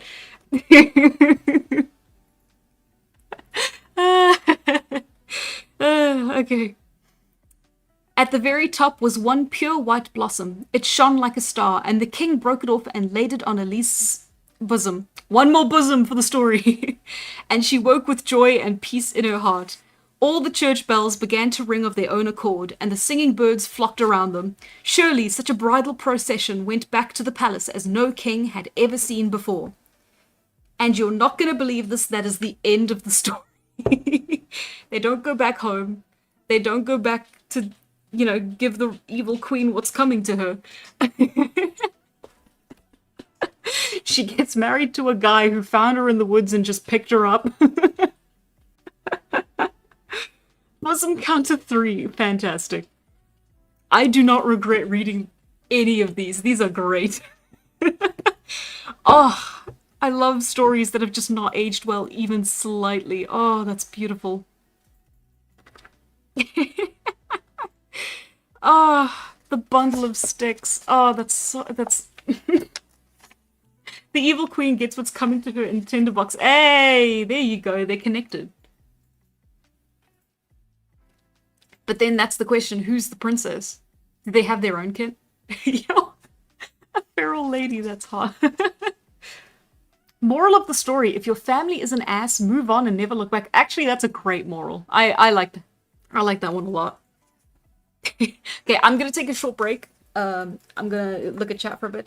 I just gotta rest my voice a little bit. And then I think we'll do one more, and then I think we can call it. Because it is a little bit early to finish, but we shall see, we shall see.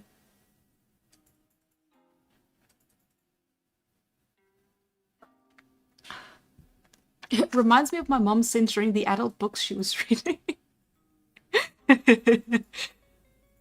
Yeah. Free Forest GF starter pack. I'm allowed to have one break. Just for that, I'm gonna have two. Huh. Back to back. A long break. Get yourself a hot cocoa that does wonders for yours. I'd love to, but you'll be able to hear the kettle from here. Might not be the best sound.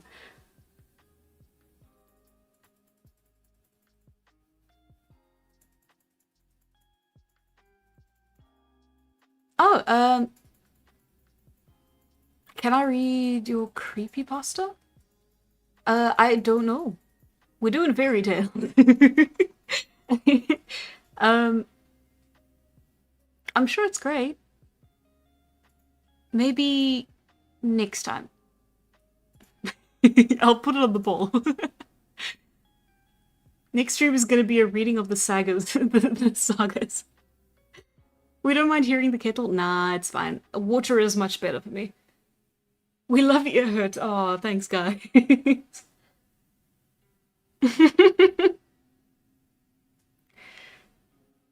Kettle is fine. It could be Jerry. Actually, you're right. Jerry's being very quiet tonight.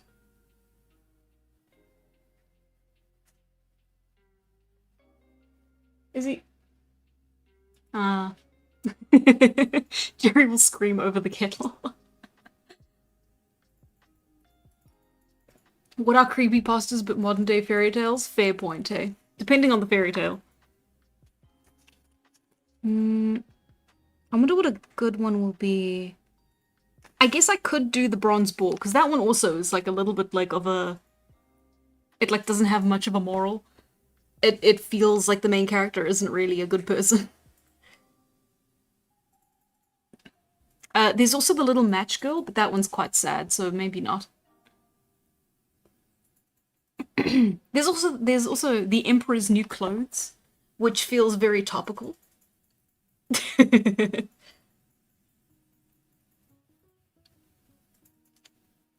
Jerry got hitched and moved out.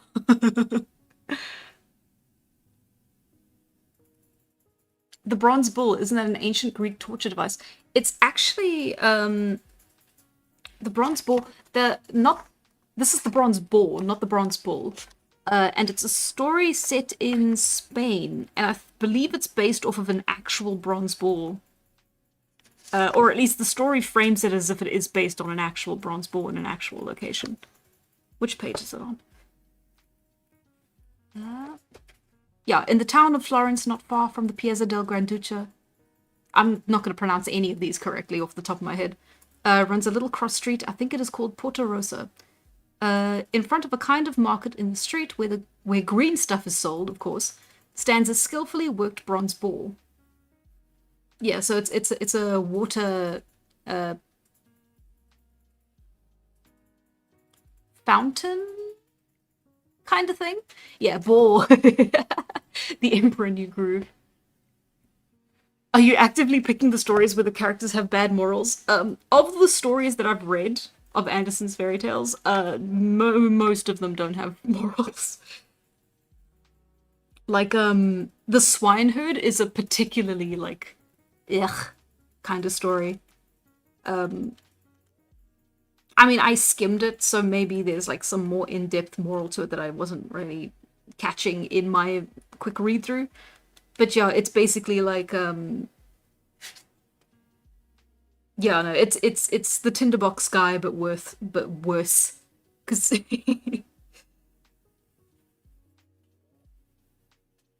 yeah, I don't know. Of course, I am looking at it through a very like feminist lens, and it's very anti-feminist story. So yeah. I think the Tinderbox gave us a clue about Hans's morality. That's the thing. I think good old Andersen maybe had some stuff going on. And some of it's a product of the time. Some of it is just a person not looking into their own biases, which again could definitely be said to be a product of the time. But it's interesting. It's like nowadays we can look back on it and pick apart, oh, well, that's not great, and that's also not great, and that's also not great. And you could argue that at the time you could have done that as well, but very few people do that kind of introspection. So you can't really like blame the guy, but at the same time, the argument that oh well, that was just of the time has been used to wave away some pretty bad stuff. So maybe it isn't the best argument to be making for his case. But yeah, he interesting fella, Anderson. I'd like to know more about his life. Go through his Wikipedia page after this. Hans might have just been an evil dude. Yeah, maybe. The internet says his morals are not straightforward and up for interpretation. I believe that, yeah. Anderson was just a bad guy. uh,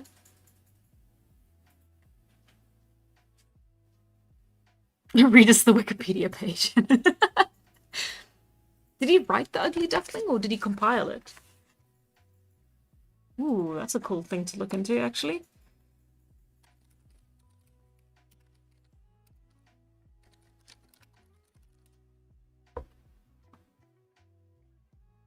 Oh, okay. It seems like it was. Of course, the first thing to be pulled up by the AI overview is an AI-generated YouTube video. Talking about the ugly duckling. Okay, it's fine. I love the internet. Wikipedia, save me. Save me, Wikipedia. Again, you should always double check the sources that are used on Wikipedia and also do not take it at face value if you have alternatives that you can use. But if you need a quick overview of something and it maybe doesn't super matter, you can take it with a grain of salt. Or at least that's how I tend to operate. If I need to know something in depth and actually write something about it, then I don't use Wikipedia. But for something like this, it is okay. Kind of. I love morals. You should read Wikipedia articles someday, Hannah. Yeah, I should.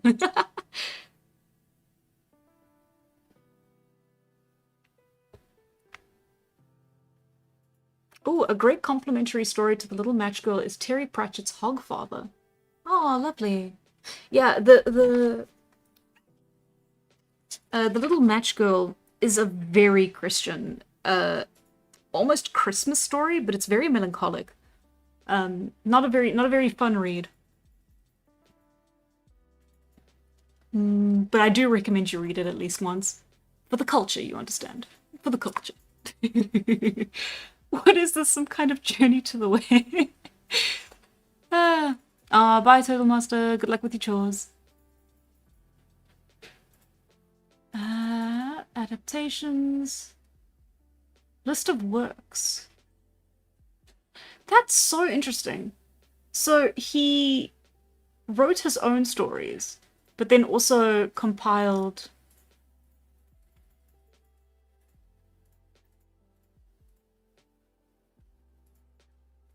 Oh, no. I actually don't know enough about Anderson. I actually need to know a lot more about Anderson.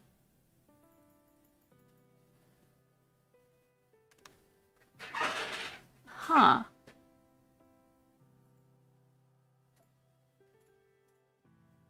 Adaptations. Interesting. Okay. So, the Tinderbox was also...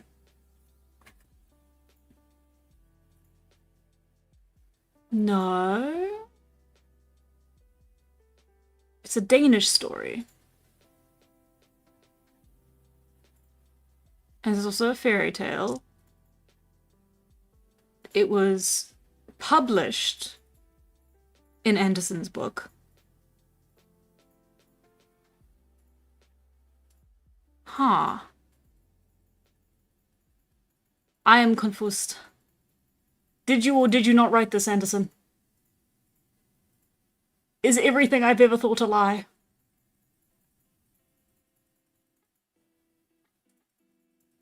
Yeah, Denmark, Danish.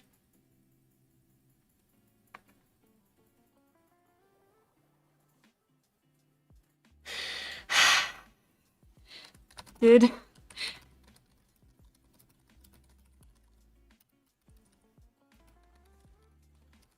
assumed it was the same thing as Grimm.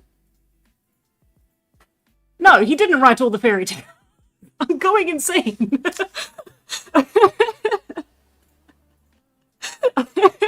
The way that Wikipedia was phrasing all of it made it sound like he was the first like recorded instance of like telling that story. I went, yeah.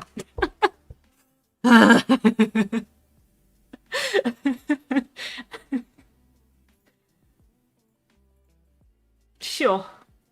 Okay, but then he was also his own author and he made like poems, novels, travelogues. Okay. Jeez, that scared me. I thought I'd been like spreading the worst kind of misinformation the entire time that we were talking. He wrote the famous version, yeah. Okay.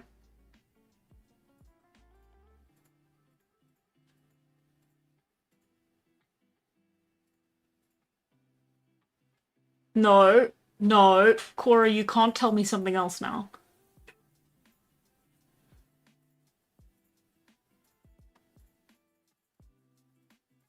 Okay, so he wrote his own original fairy tales.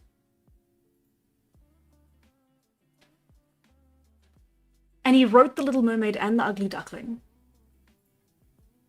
But then, did he write the others? Am I going insane? Oh, Jesus.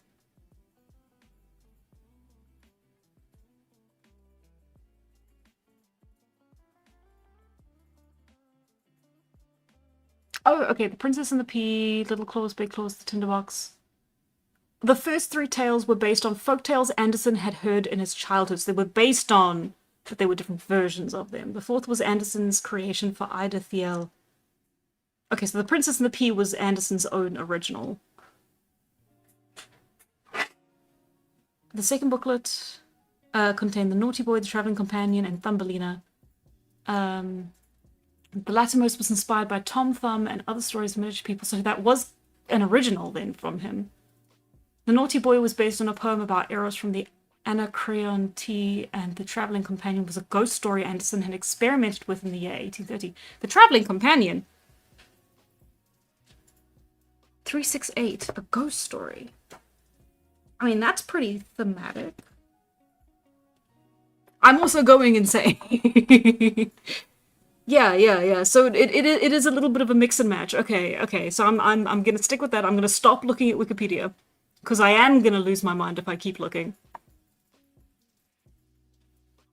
We're done now.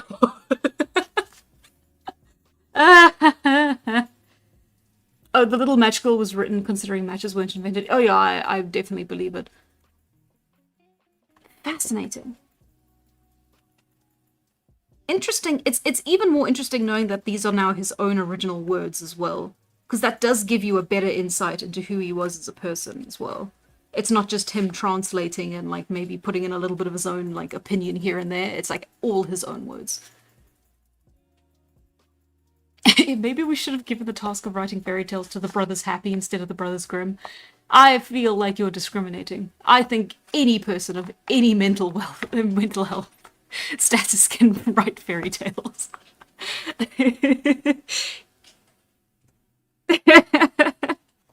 Yeah, no, I'm actually going insane.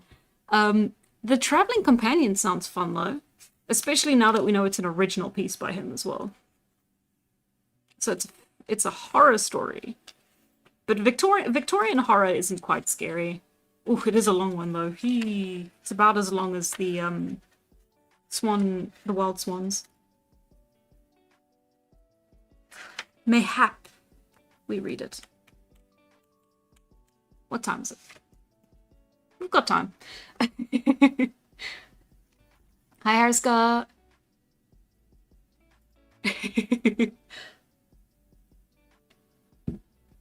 Okay.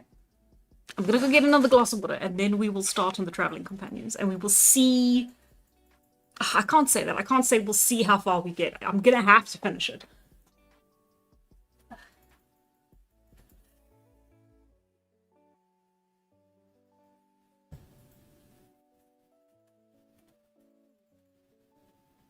And we're back. Okay, so Maybe not the traveling companions. Because it's not exactly a short one. And I think we should end on a nice short one. Not because my voice is tired. It is though. Just a little bit. Only you can finish the story.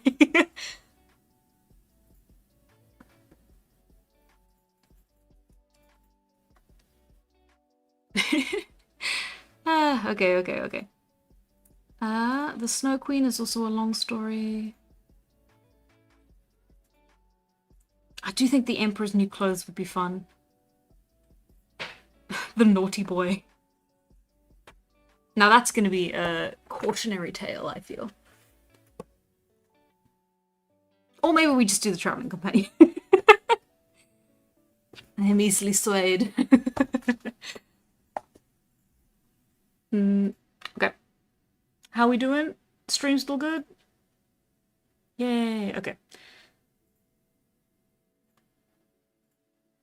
Mayhap.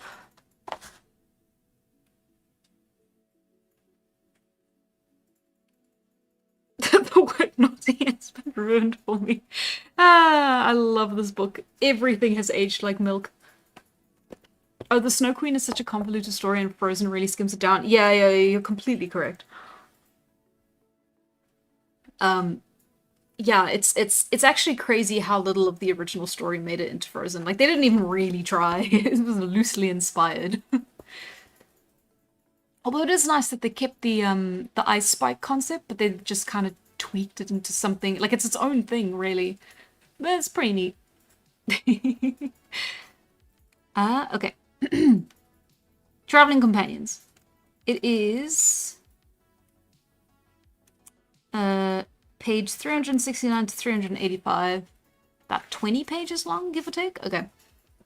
The only appropriate way to say naughty is an over-the-top British accent.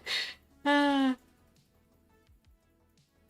think after Let It Go got pre-rendered, they completely gave up on being faithful whatsoever. Yeah, well, what you gonna do, hey? Okay. Let us continue. Let us begin. Let us start. The traveling companions. Poor John was very sad. His father was ill, and he knew that he could not recover. There was no one else in the little room besides these two. It was quite late at night, and the lamp had nearly burnt out. "You have been a good son, John," said the dying man. "I am sure the Lord will help you on in the world." And he fixed his mild, gentle eyes upon his son, drew a long breath, and passed away so quietly he only seemed to be asleep. John wept bitterly, for now he had nobody in the world belonging to him, neither father nor mother, sister nor brother. Poor John! He knelt by the bedside and kissed his dead father's hands and shed many tears, but at last his eyes closed, and he fell asleep with his head against the hard bedpost. He had a wonderful dream. He saw the sun and moon bowing before him, and he saw his father quite well and strong again. He laughed as he always used to laugh when he was very pleased. A lovely girl with a golden crown on her long beautiful hair stretched out her hand to John, and his father said, "See what a beautiful bride you have won. She is the lovely—" oh, right, the voice. "See what a beautiful bride you have won. She is the loveliest maiden in the world." Then he woke up, and all the beautiful things were gone. His father lay on the bed, dead and cold. Oh, he didn't call someone? And there was no one else there, poor John. The dead man was buried in the following week. John walked close behind the coffin, and he could no longer see his good father who had loved him so much. He heard the earth fall upon the coffin lid and watched it till only a corner was left, and then the last shovelful fell upon it, and it was entirely hidden. He was so miserable he felt as if his heart would break. A beautiful psalm, was being sung, which brought the tears into his eyes. He wept, and this brought him relief. The sun was shining brightly on the green trees, and he seemed to say, "Do not be so sad, John. See how blue the sky is. Your good father is up there, and he will pray to God that all may be well with you." "I will always be good," said John, "and then I shall go to heaven some time to my father. And what joy it will be to see each other again! How much I shall have to tell him! And he will have so much to show me, and to teach me about the bliss of heaven, just as he used to teach me here on earth. Oh, what a joy it will be! this is kind of a running theme with a lot of the Anderson stories. Not just like the god stuff, that's kind of to be expected for the time, but like the bronze boar also, like the main character was very eager to die because he would go to heaven. It is kind of a running concept. Very interesting. John saw it all so vividly that he smiled at the thought, exactly like the bronze boar character. Although the tears still ran down his cheeks, the little birds in the chestnut tree twittered with joy, although they had been at the funeral. But they knew that the dead man was in heaven, and that he now had wings larger and more beautiful than their own. They knew, too, that he was happy, because he had been a good man here on earth, and they were glad for it. John saw them fly away from the trees out into the world, and he felt a strong desire to fly away with them. But first he made a wooden cross to put up on his father's grave. When he brought it along in the evening, he found the grave covered with sand and decorated with flowers. This had been done by strangers for love of his father. Early next morning, John packed his little bundle and stowed away his sole inheritance in his belt. It only consisted of $50 and a few silver coins. Oh, an American story. And a few silver coins. And with these he started out into the world. But first he went to the churchyard to his father's grave, where he knelt and said the Lord's Prayer, and then added, "Farewell, dear father, I will always be good, and then you won't be afraid to pray to the good God that all may go well with me." The fields that John passed through were full of bright flowers, nodding their heads in the warm sunshine, as much as to say, "Welcome into the fields. Is it not lovely here?" But John turned round once more to look at the old church where he had been baptized, and where he had gone every Sunday and sung the psalms with his good old father. On looking back, he saw standing in one of the loopholes of the tower the little church Nissi. Nissi? I recognize the word, I've just never said it out loud before. When do we get Hans Buddhist Anderson? I would pay so much money to have a Buddhist retelling of all of Anderson's stories. That would be so good. Hans Christian Andersen was Christian. But God, this is a horror story. It takes place in Detroit. Feet Atheist Anderson. Oh my god. Okay. Is it pronounced niece? Thank you very much. A little church niece. A spirit. Oh, it even says in brackets, a sprite or brownie. With his pointed red cap, shading his eyes from the sun with his arm. I'd like to have a sprite and a brownie, if you know. But that's not what we got. We got water. Sip time. Hang on. Can you tell I'm losing my mind? With his pointed red cap, shading his eyes from the sun with his arm. John nodded goodbye to him, and the little niece waved his hand and kissed his fingers to him to show that he was sending his good wishes for a pleasant journey. John now began to think how many beautiful things he would see in the great beautiful world before him, and he went on till he found himself much further away than he had ever been before. He did not know the towns through which he passed or the people he met. He was quite among strangers. The first night he had to sleep under a haystack in a field, for he had no other bed. But he thought it was lovely. No king could have had a better.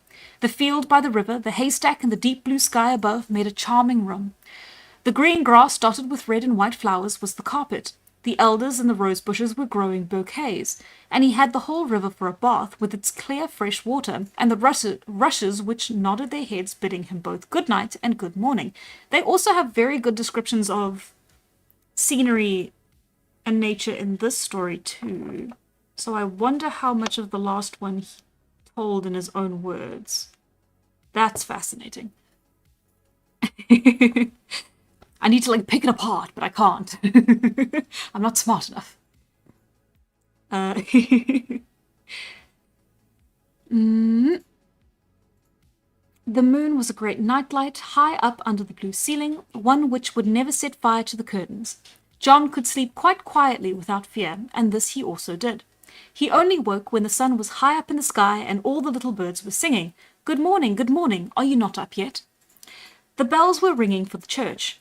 People were on their way to hear the parson pray and preach, and John went with them. He sang a psalm and listened to the word of God, and he felt as if he were in his own old church, where he had been christened, and where he had sung the psalms with his father. There were a great many graves in this churchyard, and some of them were overgrown with long grass. John thought of his father's grave, which some day might look like these when he was no longer there to weed and trim it. So he knelt down, pulled up the long grass, and raised the wooden crosses which had fallen down. He picked up the wreaths which had been blown away and replaced them, thinking that perhaps someone would do the same for his father's grave now that he was away. An old beggar was standing outside the churchyard leaning on a crutch, and John gave him the few silver coins he had left, and then went happily and cheerfully on into the wide world. Towards evening a fearful storm came on, and John hurried to get under shelter, but it soon grew dark. At last he reached a little church standing out on a solitary church counter 3. At last he reached a little church standing on a solitary hill. The door was ajar, and he slipped in to take shelter till the storm was over. I will sit down here in a corner till the storm's over, he said. I am quite tired and in need of a rest. So he sat down, folded his hands, and said his evening prayer, and before he was aware he was asleep and dreaming while it thundered and lightened outside. When he woke up, it was the middle of the night, and the storm was over. The moon was shining in upon him through the windows. In the middle of the aisle stood an open coffin with a dead man in it who had not yet been buried.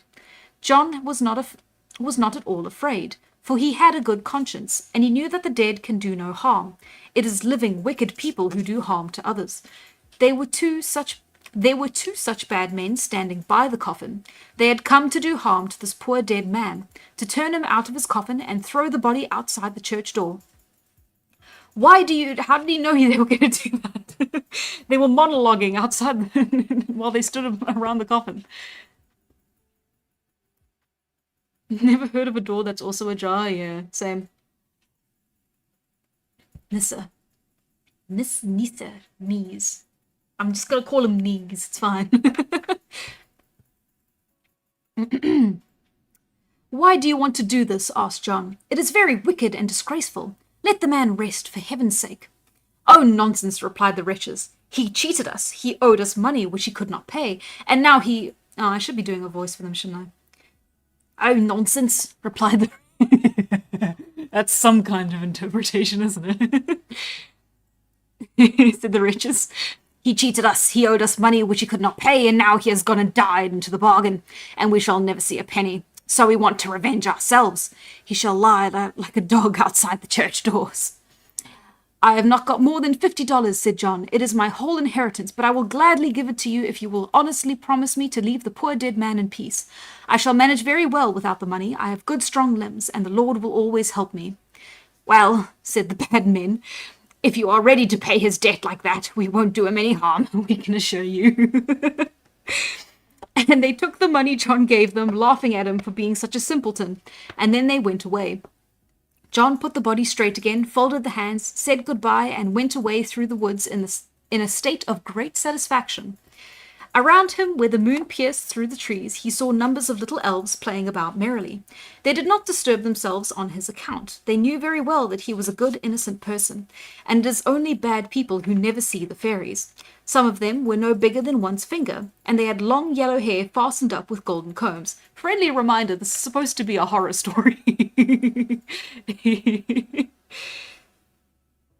They swung hand in hand upon the big dewdrops which covered the leaves in the long grass. Sometimes the dewdrops rolled down, and then they fell with it among the grass, and this caused great noise and laughter amongst the little folks. It was very amusing. That's actually I quite like that. That's a very nice description. They sang all the pretty little songs John used to know when he was a little boy.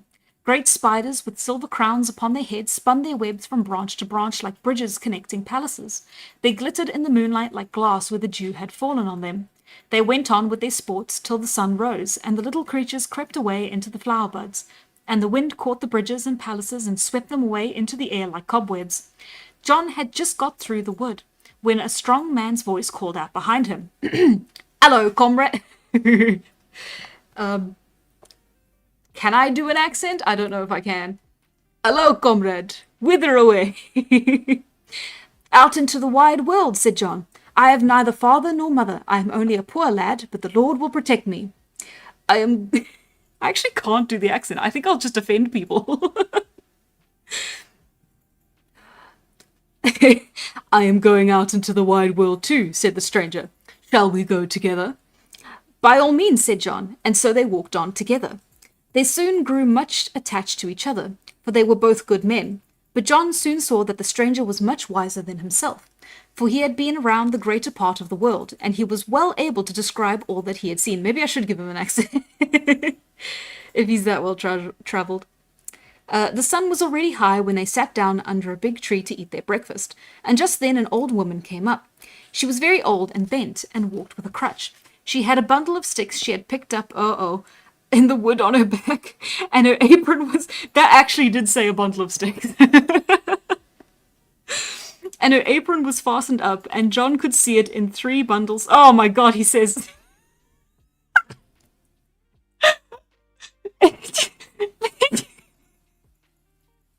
Of the 3 stories I've picked. And John could see it in 3 bundles or a bundle of sticks of dried fern and some willow twigs. When she got near them, her foot slipped and she fell with a loud shriek. The poor old woman had broken her leg. Bundle counted 2. Thank you very much. John wanted to carry her home, but the stranger opened his knapsack and took out a little pot of salve, which he said would make her leg well directly, and she would be able to walk home as well as if she had never broken it. But in payment for him, he wanted the 3 bundles of fern she had in her apron. That is very good payment, said the old woman, nodding her head rather oddly. She did not want to part with her 3 bundles of fern, but it was not so pleasant to lie there with a broken leg, so she gave him the bundle of sticks. Bundle counter 4 here.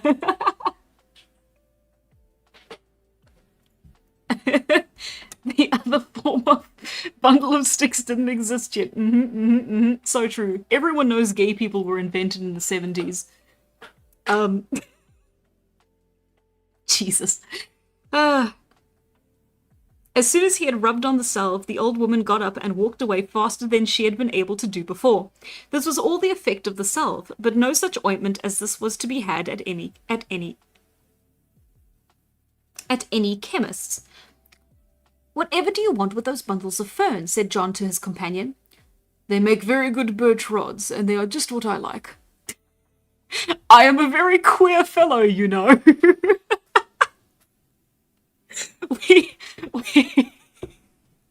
we love a queer communist.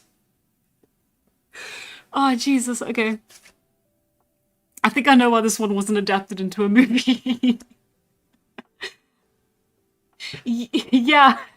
When I say bundle of sticks, I'm actually saying the other thing that I'm not allowed to say.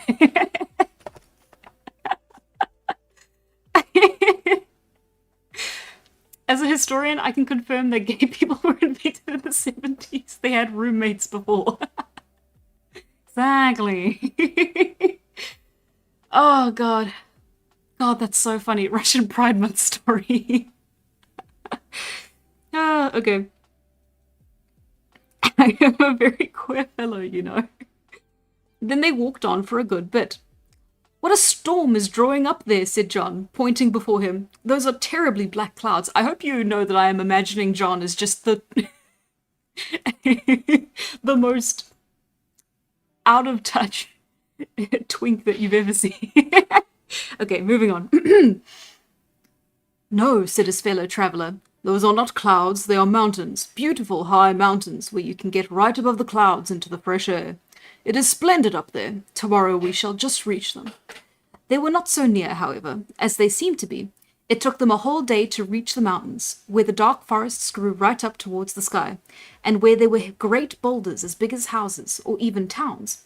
It would be a heavy task to climb over all these, and so John and his fellow traveller went to an inn to rest and refresh themselves before they made the ascent next day. But is it a wandering inn?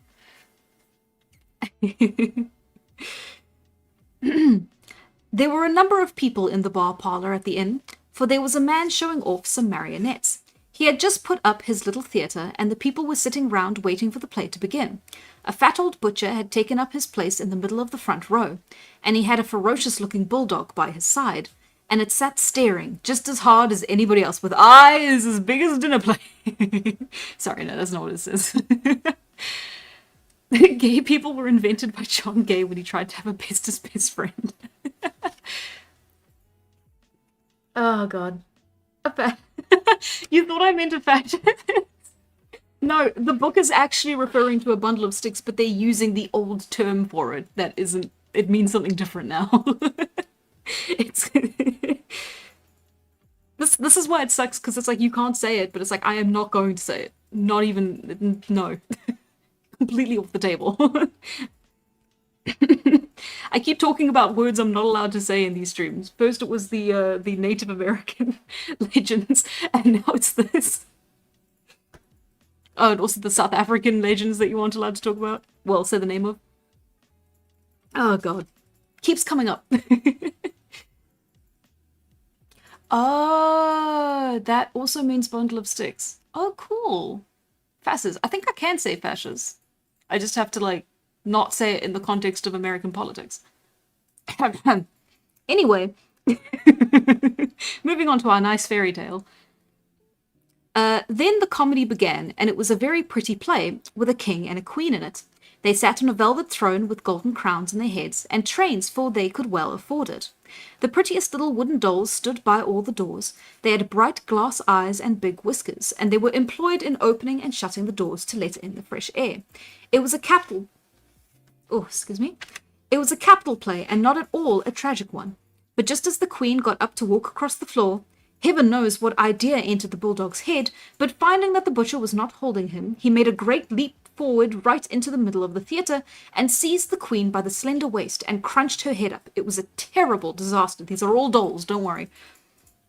The poor showman, they don't really say that they're dolls, unless I missed it. Yeah, he says he was setting up his little theatre and there was a play, but yeah, they don't specify that they're dolls until a bit in. And crunched her head up. It was a terrible disaster. The poor showman was quite frightened and also very sad about his queen, for she was his prettiest doll, and the horrid bulldog had entirely ruined her. But when all the people had gone away, John's fellow traveller said he could make her all right again, and he took out his little pot and rubbed some of the same ointment onto the doll which had cured the poor old woman who had broken her leg. As soon as ever the doll had been rubbed over with the ointment, she became whole again. Nay, she could even move all her limbs herself. Hey, there's the horror. It was no longer necessary to pull the white Pinocchio. It's just Pinocchio. The doll was exactly like a living being, except that she could not speak. The showman was delighted, because now he did not have to hold the wires at all for this doll, as she could dance quite well by herself, and none of the others could do that. At night, when everybody had gone to bed, someone was heard sighing most dolefully, and it went on so long that everybody got up to see who it was. The showman went along to his theatre, because that was where the sighs seemed to come from. All the wooden dolls were lying in a heap. It was the king and his guards who were sighing so dismally and staring with their glass eyes. They all wanted to be rubbed with some of the same ointment as the queen, so that they might be able to move their limbs as well as she did. She threw herself down on her knees and stretched out her hands with her golden crown, saying, "Pray, take this, but do, please, rub some of the ointment onto my consort and the courtiers." The poor man who owned the theatre and the marionettes could not help crying. He was so sorry for them. He immediately promised the travelling companion that he would give him all the money he possessed if he would only anoint 5 or 6 of the prettiest dolls. But the travelling companion said that he did not want anything except the big sword that the showman wore at his side, and as soon as it was given him, he anointed 6 dolls. They began to dance. I forgot my own accent. They began to dance about at once so prettily that all the real living girls who saw them began to dance too. The coachman and the cook, the waiter and the chambermaid, and all the strangers joined in, as well as the shovel and the tongs. But those two fell on the top of each other just as they were making their first bound. It was indeed a lively night. Next morning, John and his travelling companion went away from them all, up the high mountains and through the great pine forests. They got so high that at last the church towers far below looked like little red berries among all the green, and they could see far away for many, many miles, to places where they had never been. John had never seen so many of the beauties of this beautiful world all together before. The warm sun shone brightly in the clear blue sky, and the huntsman was heard winding his horn.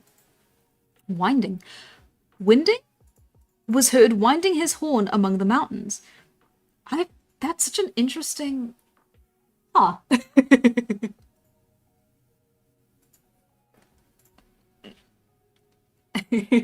Congrats, you're American. The true horror of the story, it turns you American.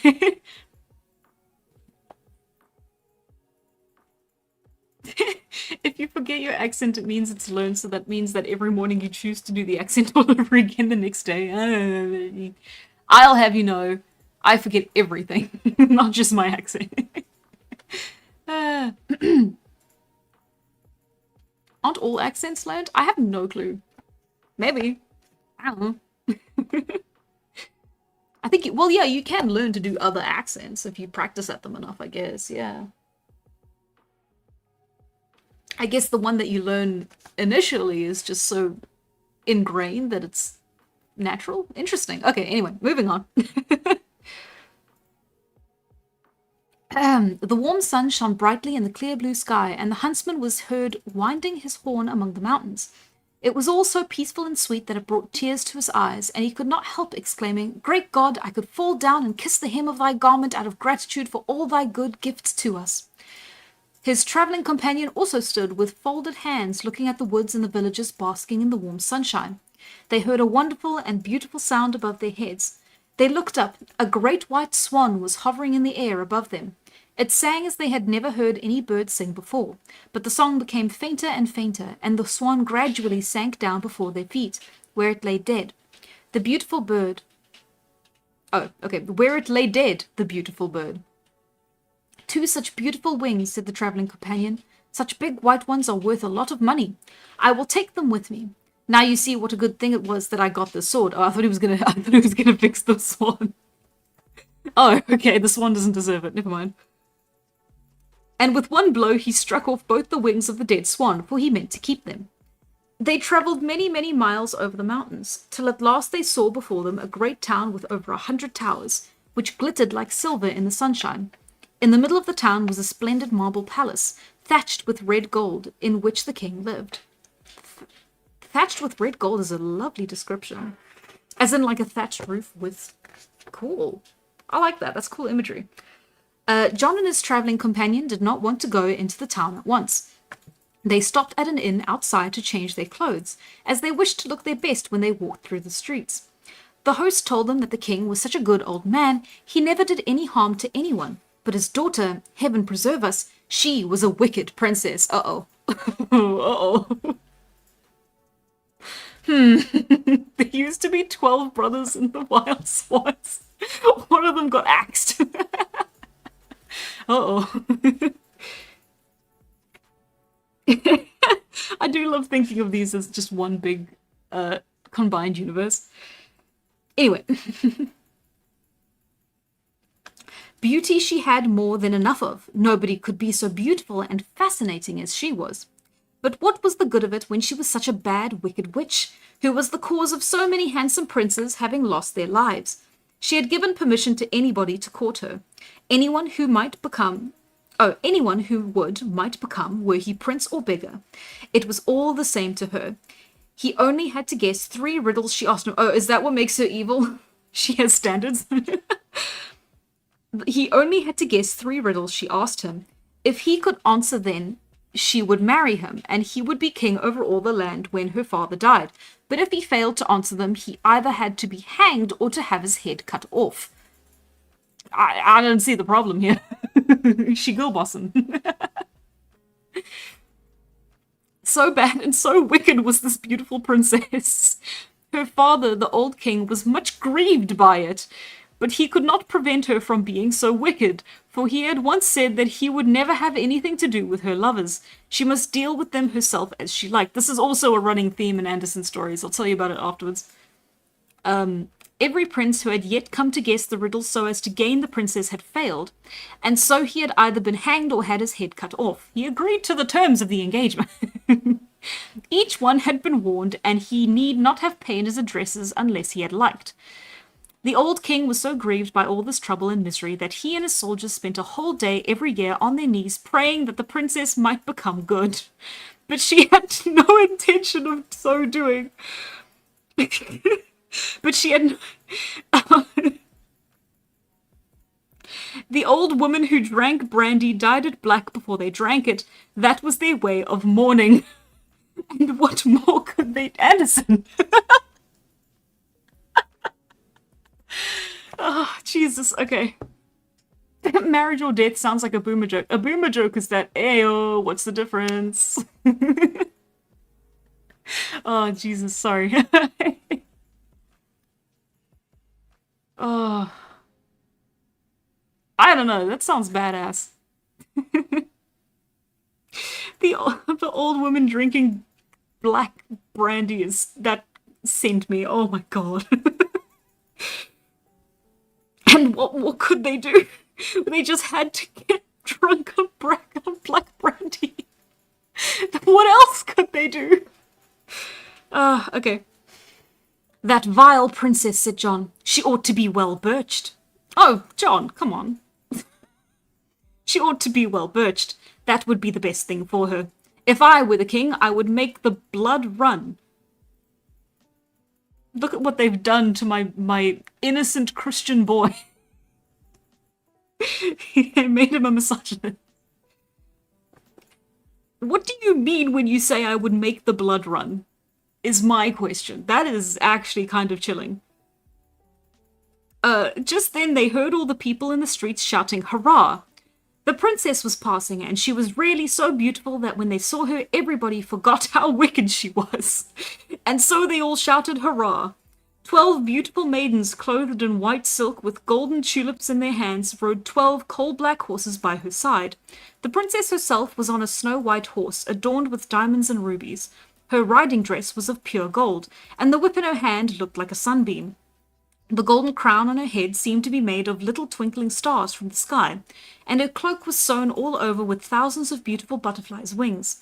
But she was far, far more beautiful than all of her clothes. When John saw her, his face became as red as blood, and he could hardly say a single word.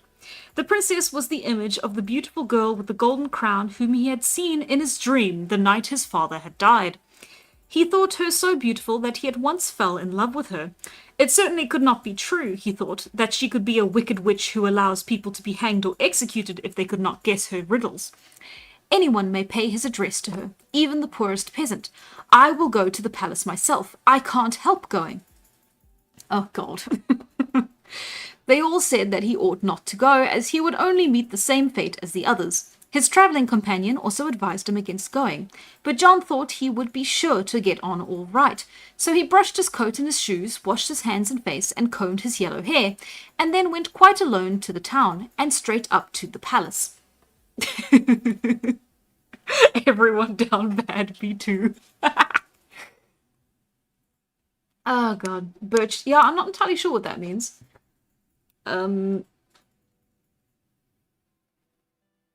I assume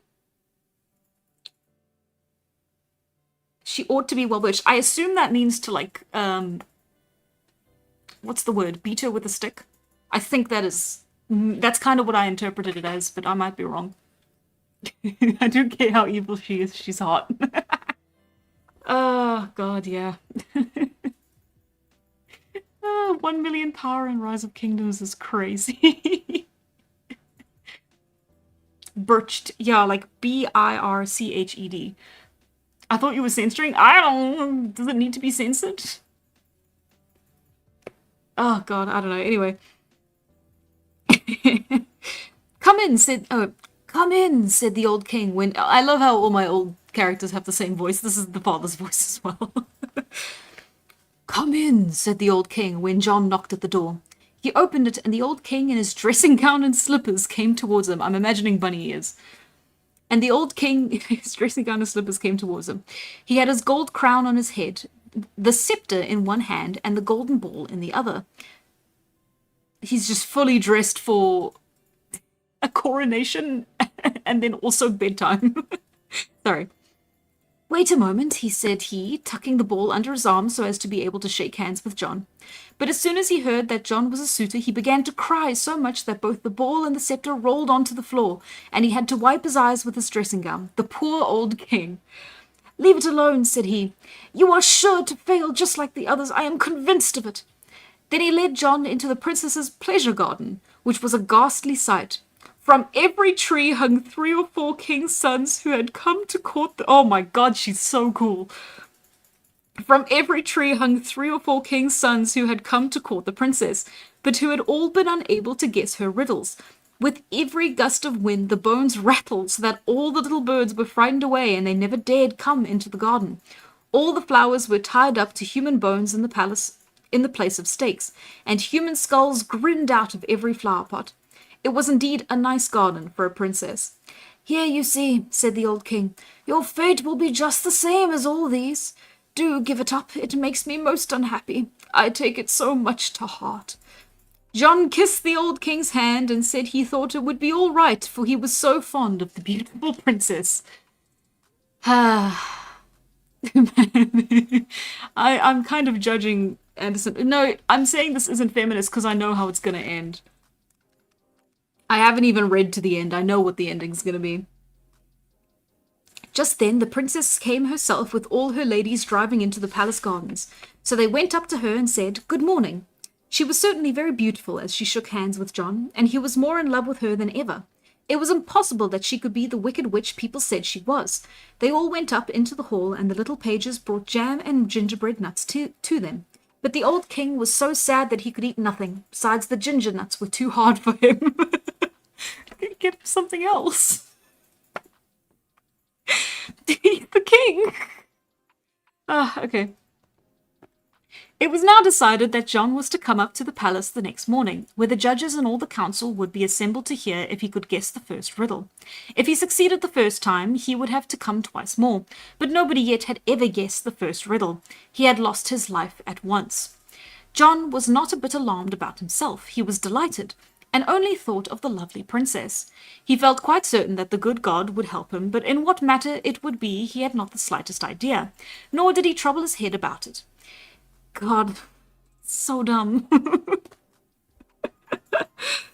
He danced along the highway when he went back into the inn where his traveling companion... At least his character is consistent. Like, he is just an airhead. Oh, God. When he went back to the inn where his traveling companion was waiting for him, John was never tired of telling him how charming the princess had been towards him and how lovely she was. He was longing for the next day to come, when he was to go to the palace to try his luck with the riddles. But his traveling companion shook his head and was quite sad. I am so fond of you, he said. We might have been companions for a long time yet, and now I shall lose you directly. My poor dear John, I could weep over you, but I will not spoil your pleasure on the last evening we perhaps may spend together. We will be merry as possible. Tomorrow, when you are gone, I can be sad. No one's got faith in John. Everybody in the town had heard directly that a new suitor had come for the princess, and there was general mourning. The theatre was closed, and all the cake women tied black crape around the sugar pigs. The king and the priests were praying on their knees in the churches, and there was universal grief, for they all knew that there could be no better fate in store for John than for the other suitors. Late in the evening, the travelling companion made a great bowl of punch, and said to John that they must be merry now and drink the princess's health. But when John had drunk 2 glasses, he became so sleepy that he could not hold up his head, and he fell fast asleep. His travelling companion lifted him quietly from his chair and laid him on his bed.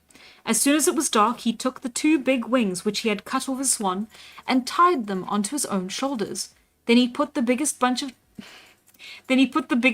twigs he had got from the old woman. It does actually say bunch of twigs.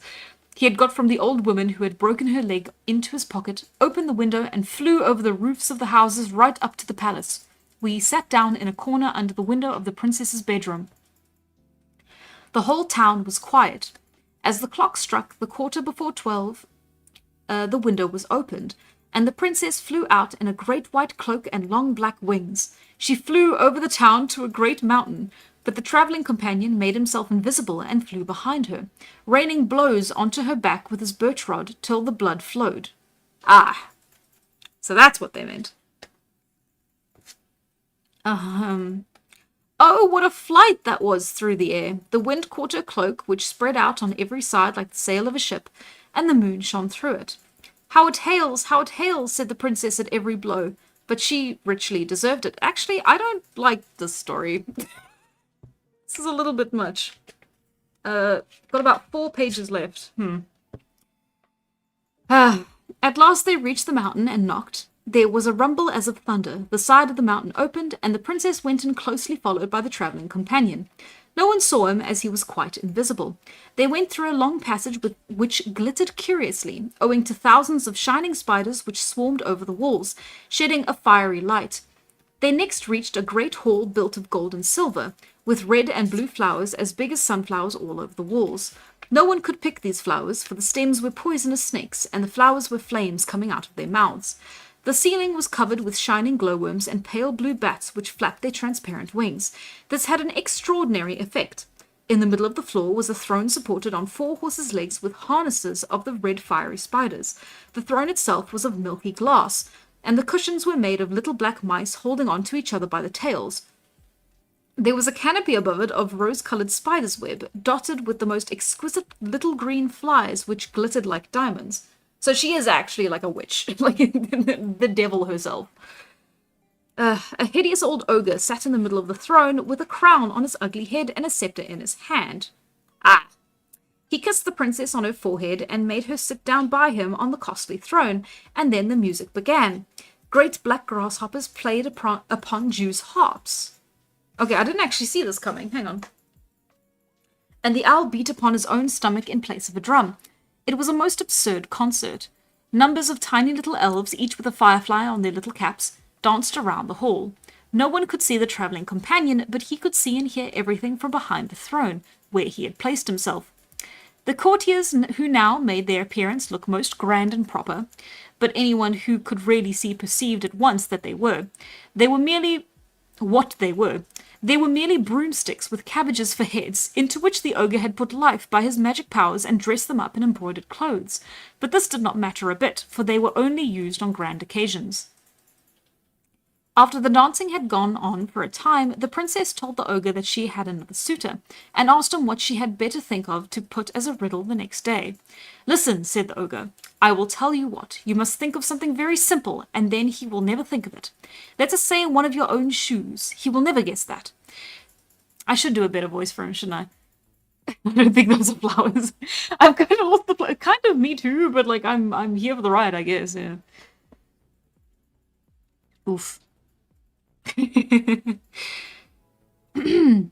Let us say one of your own shoes. That's not even a voice. Hang on. I'm trying to think of like something gross, but like. Let us say one of your own shoes. He will never guess that. Then have his head chopped off. But don't forget when you come here tomorrow night to bring me his eyes. I want to eat him. The princess curtsied low and said that she would not forget the eyes.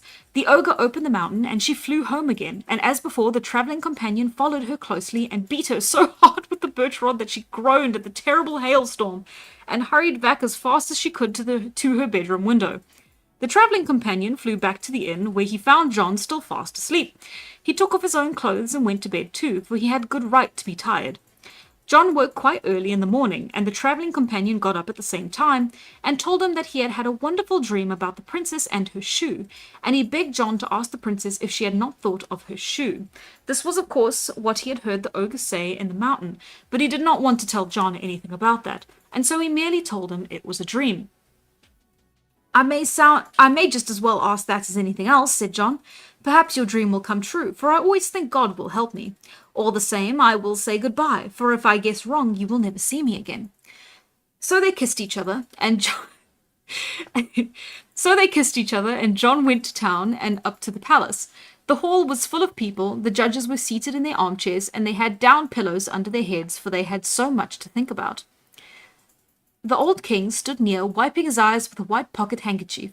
Then the princess came in greeting everyone very pleasantly, and she was even lovelier than yesterday.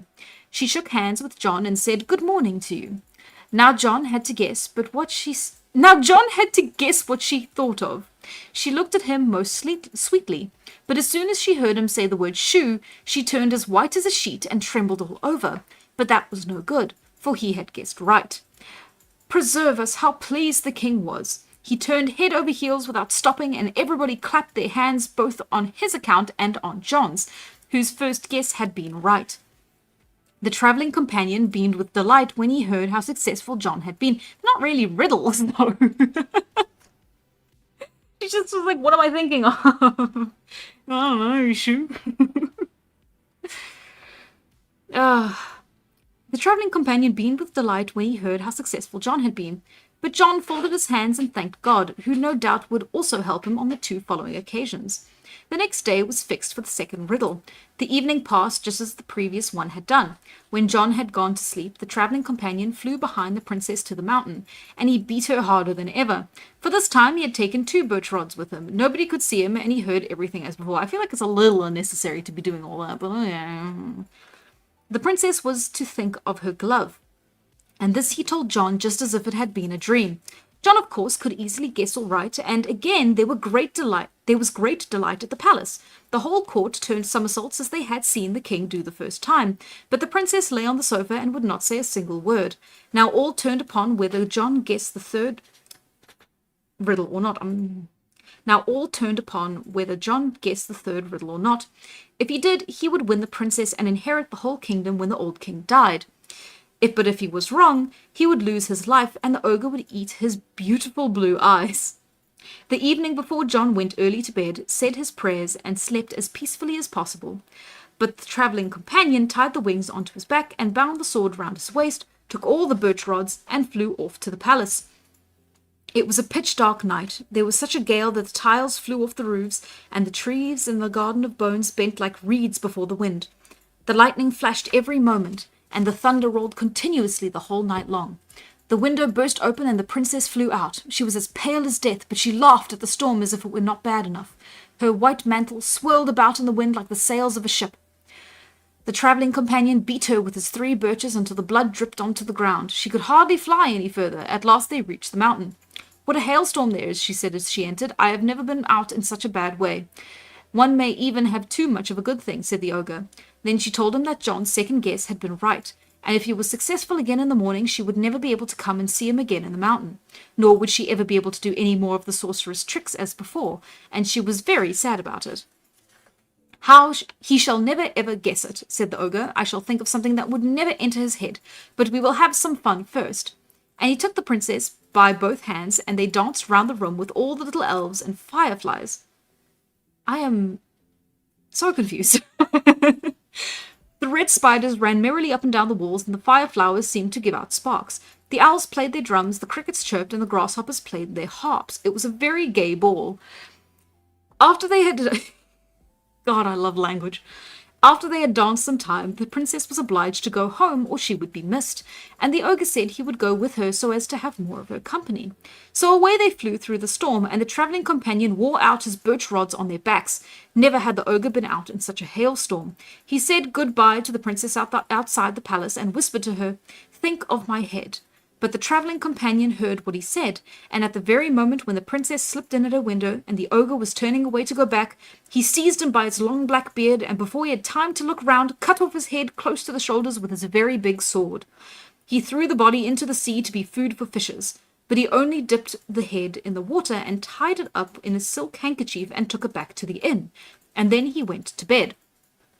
Next morning he gave John the handkerchief, but said he must not open it before the princess asked him what she had thought about. Oh, God. Flair for the dramatic this one has. How we doing, gang?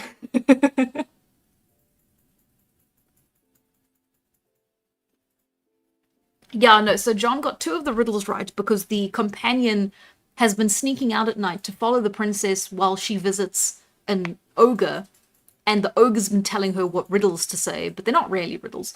And then he's been sneaking back to tell John the answers to the riddles. So now for the last 2 riddles, John's been going, oh, is it this? And he's been guessing it right because the companion's been doing a bunch of spying. So he's gotten 2 right, and now the third one is tomorrow, and the answer is the ogre's head. Traveling companion will have your back.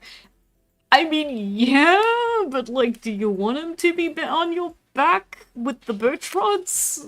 It's not a great moral. It's actually a really, really bad moral. It's actually a very harmful moral. Ah, jeez. Birch counter broke. Rip Shrek. Okay. The weirdest D&D sessions I played had a clearer moral. I know, right? Anyway, 2 pages left. There were so many people in the hall that they were packed as close together as a bundle of radishes. Not the other thing. Radishes. The judges were sitting in their armchairs with the soft down cushions, and the old king had his new clothes on, and his crown and scepter had been polished up and looked quite festive. But the princess was very, very pale, and was dressed in black as if for a funeral. "What have I thought of?" she asked John, and he immediately untied the handkerchief, and was very much frightened himself when he saw the hideous ogre's head. A shudder ran through the whole assemblage, but the princess seemed turned to stone, and could not say a single word. At last she got up and gave her hand to John, for he had guessed all the riddles. She looked neither to the right nor to the left, but sighed deeply and said, You are my master now. Our wedding shall take place tonight." I like that, said the old king. "That is just as it should be." This feels wrong. It just feels really wrong. All the people shouted hurrah, the guards' band played in the streets, the bells rang, and the cake woman took the crepe off the sugar pigs, because all was now rejoicing. 3 oxen stuffed with chickens and ducks were roasted whole in the marketplace, and everyone could cut off a portion for themselves. The fountains played wine instead of water, and anyone who bought a penny roll had 6 large buns full of plums given in. In the evening, the whole town was illuminated. The soldiers fired salutes, and the boys let off squibs and crackers. At the palace, all was eating and drinking, toasting and dancing. The grand gentlemen danced with the pretty ladies, and the singing could be heard far and wide. But the princess was still bewitched, and she did not care a bit about John. The travelling companion knew this, and gave him 3 feathers out of the swan's wings, and a little bottle with a few drops of liquid in it. He told John to have a large bath filled of water placed by the side of the bed, and when the princess was going to get into bed, he must give her a little push so that she fell into the water, where he was to dip her 3 times, first having thrown the 3 feathers and the drops of liquid into it. She would then be released from the spell and would grow very fond of him. John did everything as he was told. The princess shrieked when he dipped her into the water and struggled in his hands in the form of a black swan with glittering eyes. The second time she came up as a white swan, except for a black ring around the neck. John prayed humbly to God, and the third time she came up as a lovely princess. So he essentially baptized her, I think is the imagery we're supposed to be getting from here. She was more lovely than she had ever been before, and thanked him, with tears in her eyes, for having released her from the spell. Next morning, the old king came in with all his courtiers to offer their congratulations, and this went on all day. Last of all came the travelling companion. He had his stick in his hand and his knapsack on his back. John kissed him over and over and said that he must not go away, he must stay with them, as he was the cause of all their happiness. But the travelling companion shook his head and said gently and tenderly, "No, my time is up. I have only paid my debt. Do you remember the dead man whom you prevented the wicked men from disturbing?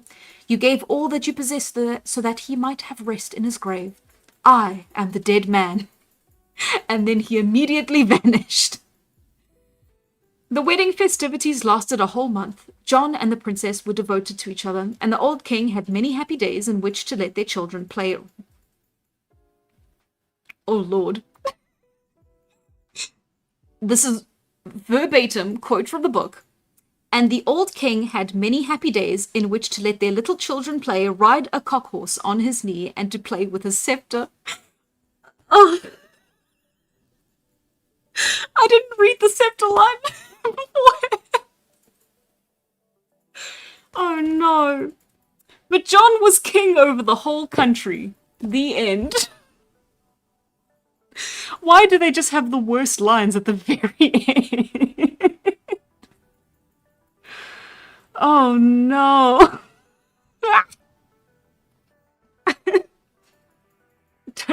Sergei was a ghost all along. I think that was that was supposed to be the ghost, the horror part of the story, is that he was dead all along.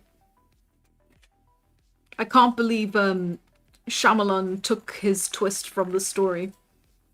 I am kidding, of course, but that was a doozy. Oh my god, the morals in that one were just non-existent. Must have had a different meaning back then. This is just terrible. Oh my god. The horror is the plot structure. Yeah, just not a single good thing to come out of that. That was just so. It was so bad it felt intentional. Oh no.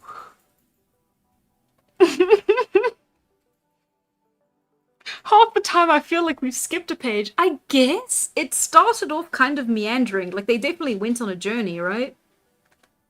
And then, of course, they come to the kingdom. The kingdom has a problem. They fix the problem. He lives happily ever after. That's the kind of structure that I remember, like that I understand. But then you've got the like beating the woman, and then that fixes her, but it doesn't fix her. It's just something she deserves. And then he baptizes her, and that fixes her. And then meandering. Ah. I'm meandering. Or not? Oh no, that's just because I said meandering. Oh my god, okay. I know, I think I need to decompress after that one. That was quite bad. And that one was an Anderson original.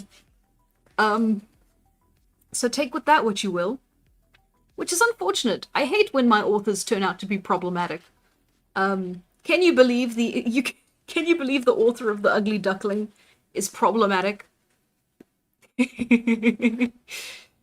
uh,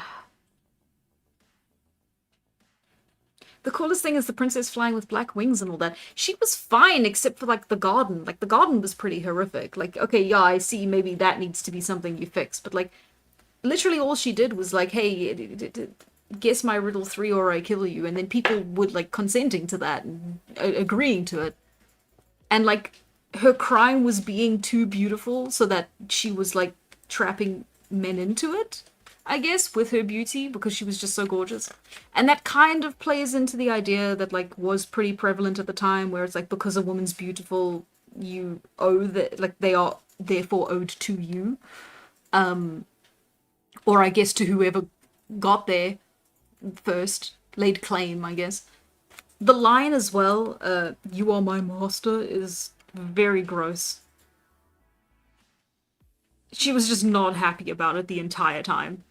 And how do we know that they cured her with the bath, with the baptism? I think they maybe that could have just been a love potion. uh anyway, yeah, no, so they had the swineherd was a bit of a similar story. It's about a princess who refuses marriage from anyone. And so one of the princes who got refused dresses up as a swineherd, and then essentially has like all these little treasures that he says, oh, I'll give it to you for like 100 kisses. Again, I skimmed through it, so I'm getting some of the details but smudged. But she agrees to it because she wants the treasures. And gives him 100 kisses, and this happens a couple times, and then he reveals himself and goes like, haha, how two-faced you are. You would not kiss me as a prince, but you would give me 100 kisses as a swineherd. You are bad. And then I think she gets disowned.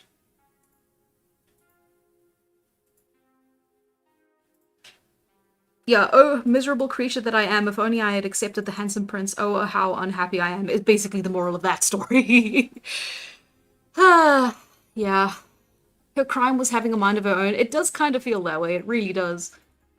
So I do kind of have to, because that's it, especially with the Little Mermaid as well.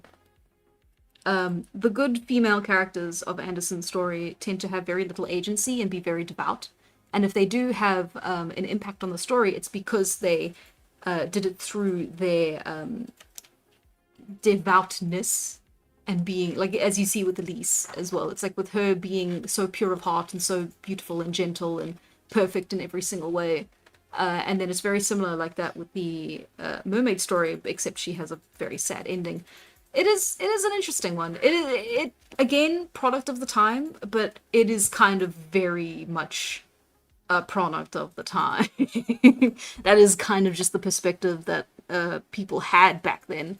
You gotta fix your wife by beating her, and you gotta own her. Yay! It's a bit of a depressing thing to talk about at the very end of this, because my voice is a little strained, so I think we're gonna have to call it. Yeah, bit of a depressing one. I wonder if there's a short one that I can do that's fun. I don't think so. At least not one that I've read. And I don't really want to take a guess. Because that... Oh, actually, hang on. That's a good one. I'm not going to push myself, I promise. This is a very short one.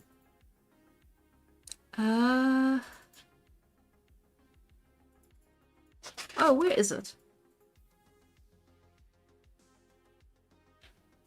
The Real Princess, page 68. There we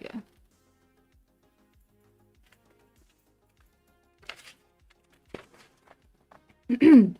And tell me if you've heard this one before. There was once a prince, and he wanted a princess. But then she must be a real princess. Hence the title, The Real Princess.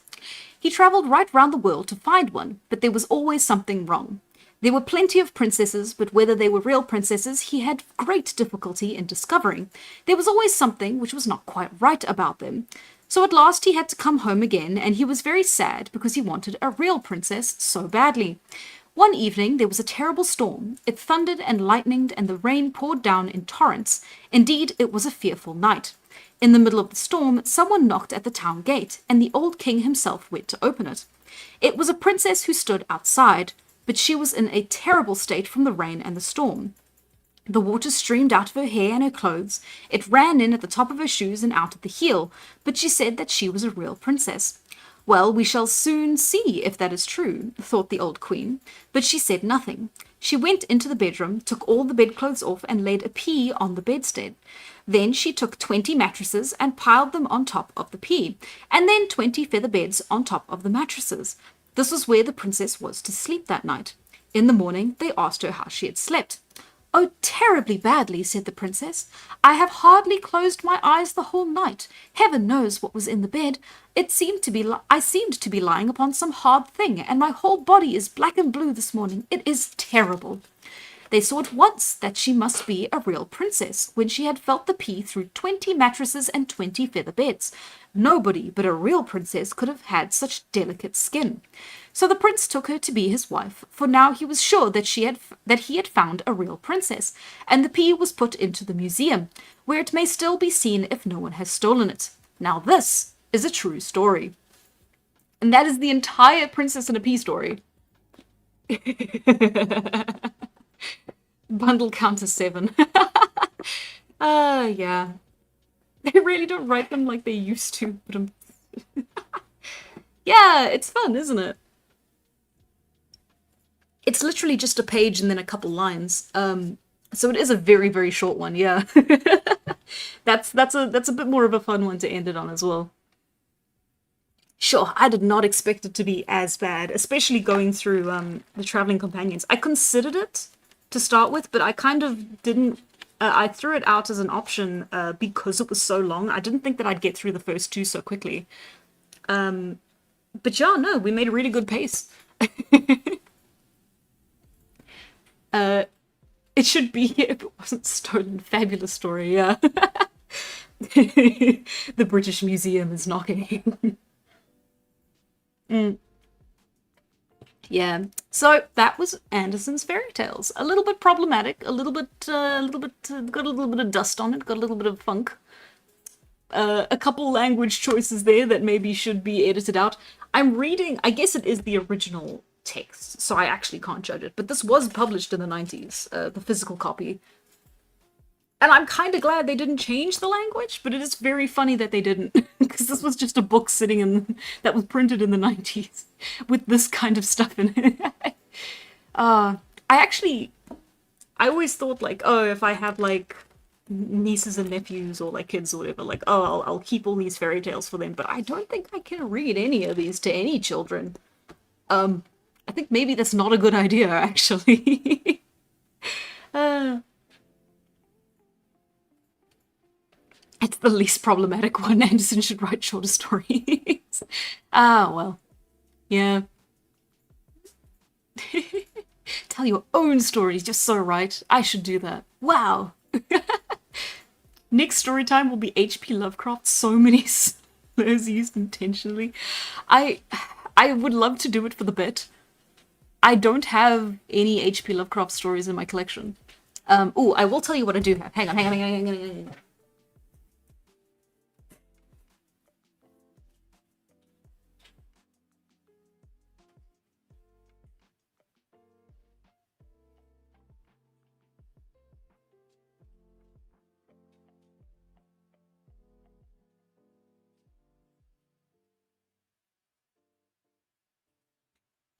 Okay, I have brought the collection.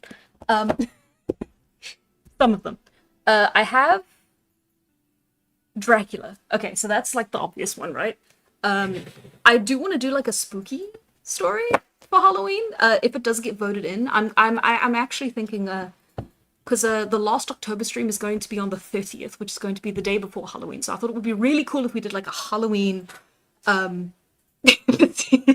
Halloween themed something or other. So I'll have like the three options on the poll as usual, but I'll swap them out just for the 1 week to have like, you know, special Halloween edition sort of options. I have kind of been doing that since the start of the month already, but you know, we'll do like extra Halloween. So of course you've got Dracula, which is like the obvious one, like I said, but then I also have Strange Case of Dr. Jekyll and Mr. Hyde. As I said, it's kind of boring, maybe not a good choice. I also have Frankenstein. I H.G. Wells' The Time Machine, which maybe doesn't fit into the bracket of sci-fi, of horror, because it is more like the first sci-fi story. But it is still cool, and it's also a short story. So considering how quickly we made it through like a lot of the fairy tales, I think we can maybe aim to finish the whole short story in one sitting. And then I also have Jonathan Livingston Seagull, which is not a horror book even slightly, but it's also there as a different option at a different time. I also have Lord of the Flies, but I don't know if that's even a really good one to look at. I also don't know if it's in copyright, if it's copyright free yet, in the public domain yet. So I'll have to check on that, because like I can't read anything recent. We got to go through all the old classics. Yeah, I thought Frankenstein would be cool. The thing is that it's like many of the Victorian novels, is that they do start off pretty slow paced, and I'm not entirely sure if that it starts off with like the character perspective. Not the main character, but you find the main character, the main characters in the North Pole, and then we work backwards from there, and then we get all the backstory. And then all the interesting stuff tends to happen about, let's say, midway through is where it starts to get fun. So I don't know if we'll be able to like reach that. Maybe we can like set it up so that it's two streams, one after the next, that we can do like that. But at the same time, it's like I wanted to do that with like gaming streams as well. If the game happens to be a little bit longer, we can then say, oh, okay, so this week it's going to start this, and then we're going to finish it next week.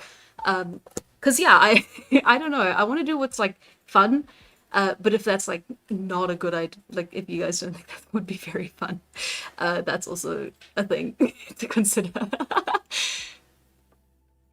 Oh, read the Inferno for Halloween? Maybe. Again, I don't have a physical copy of it. I can go find one. I can go to a bookshop. Goods can be exchanged for money. Money can be exchanged for goods and services. Mayhap. It would be fun. I really like this idea, and I want to kind of like explore more things that we can kind of do during these streams. As long as they're fun and people want to do them.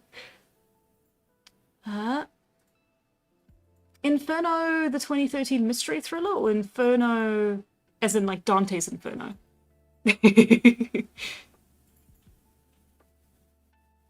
Yeah, the beginning of Frankenstein is a bit slow. That's just what I'm worried about. Can't wait for Guillermo del Toro's Frankenstein movie. Me neither. I'm so excited for it. Guillermo really gets monsters, and to see like his interpretation of Pinocchio was so interesting. So it's gonna be so fun to see Frankenstein. Dracula for sure. Hell yeah. I like the part when Tala says, I am immortal and the story begins. Yeah. A bookshop in 2025. Yeah, you're right. I should just go to my library. uh, Barter for it. Minecraft Halloween mashup pack.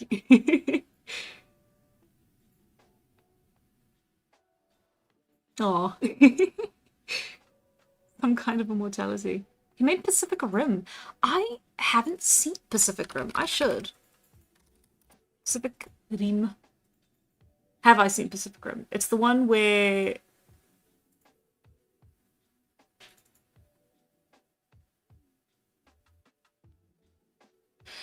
Have I seen Pacific? It's the kaiju one. And then there's like two pilots and they pilot a mech together and it's like dangerous. Of course it's dangerous. They have to be... There are stakes in films now, did you hear? I have seen this. Have I seen this? I have seen... I'm looking at posters. Big bots fighting big monster. Yeah, there we go. I haven't seen a lot of the movies that I'm supposed to have seen. I'm working through it slowly. I only just recently watched Nope. Great movie, by the way. Highly recommend.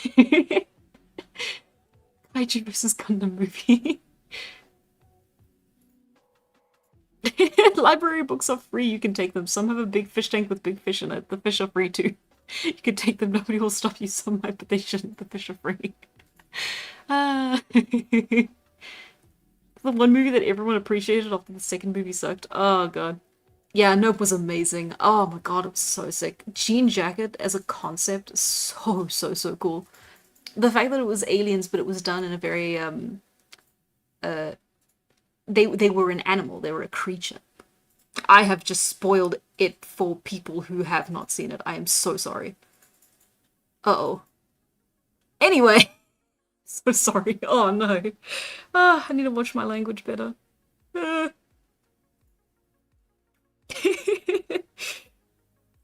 Speculative biology. Exactly. Isn't that so sick? I'm so sorry. Silence now. Silence. Yeah. Oh, I need to reread Frankenstein. That is actually something. I should do that before the movie comes out, regardless of what happens. I got this at a school book fair. My copy of it, and it's got a very funky cover. But also the font and letter spacing and everything that they use reads child's book, which is pretty interesting. It's like a young adult novel, but it's Frankenstein. No, it's fine. I didn't spoil anything. If you weren't paying attention, that's a good thing. I think the movie came out in the 50s. No, never mind. Okay. Right. Yeah, this was pretty cool. I enjoyed this immensely. The Traveling Companions was a hell of a ride. But I did like the Wild Swans. I knew I would like it, and I did, and I'm glad. And then the Tinderbox was fun because I thought that would be the most morally the most morally bankrupt character that we would read about, and I was proven very wrong. So that was fun. What was the first story? The Tinderbox. This was the storybook stream. Yay! Thank you all for watching. Thank you all for coming. This has been very fun, very cool. Yeah, I would love to do this again if people would be interested in that, but if not, that is all right as well. We are here to have a good time, and it doesn't matter how we have that good time as long as it's a fun time. Ah, the Tinderbox. Yeah, the Wild Swans is really good. That was the highlight for me. Tala looks like she enjoyed herself. Yeah, don't worry. One day she shall be real, and she shall rule over us all with an iron fist. But until that day, I shall say good night, everyone. Thank you very, very much. And I will see you next week. Stay tuned for things happening. Okay. Yay! I'm glad you're able to do all the chores. That is my mission. That is why I am here. Good night, chat. You're all very cool, very chill. Okay. Good night.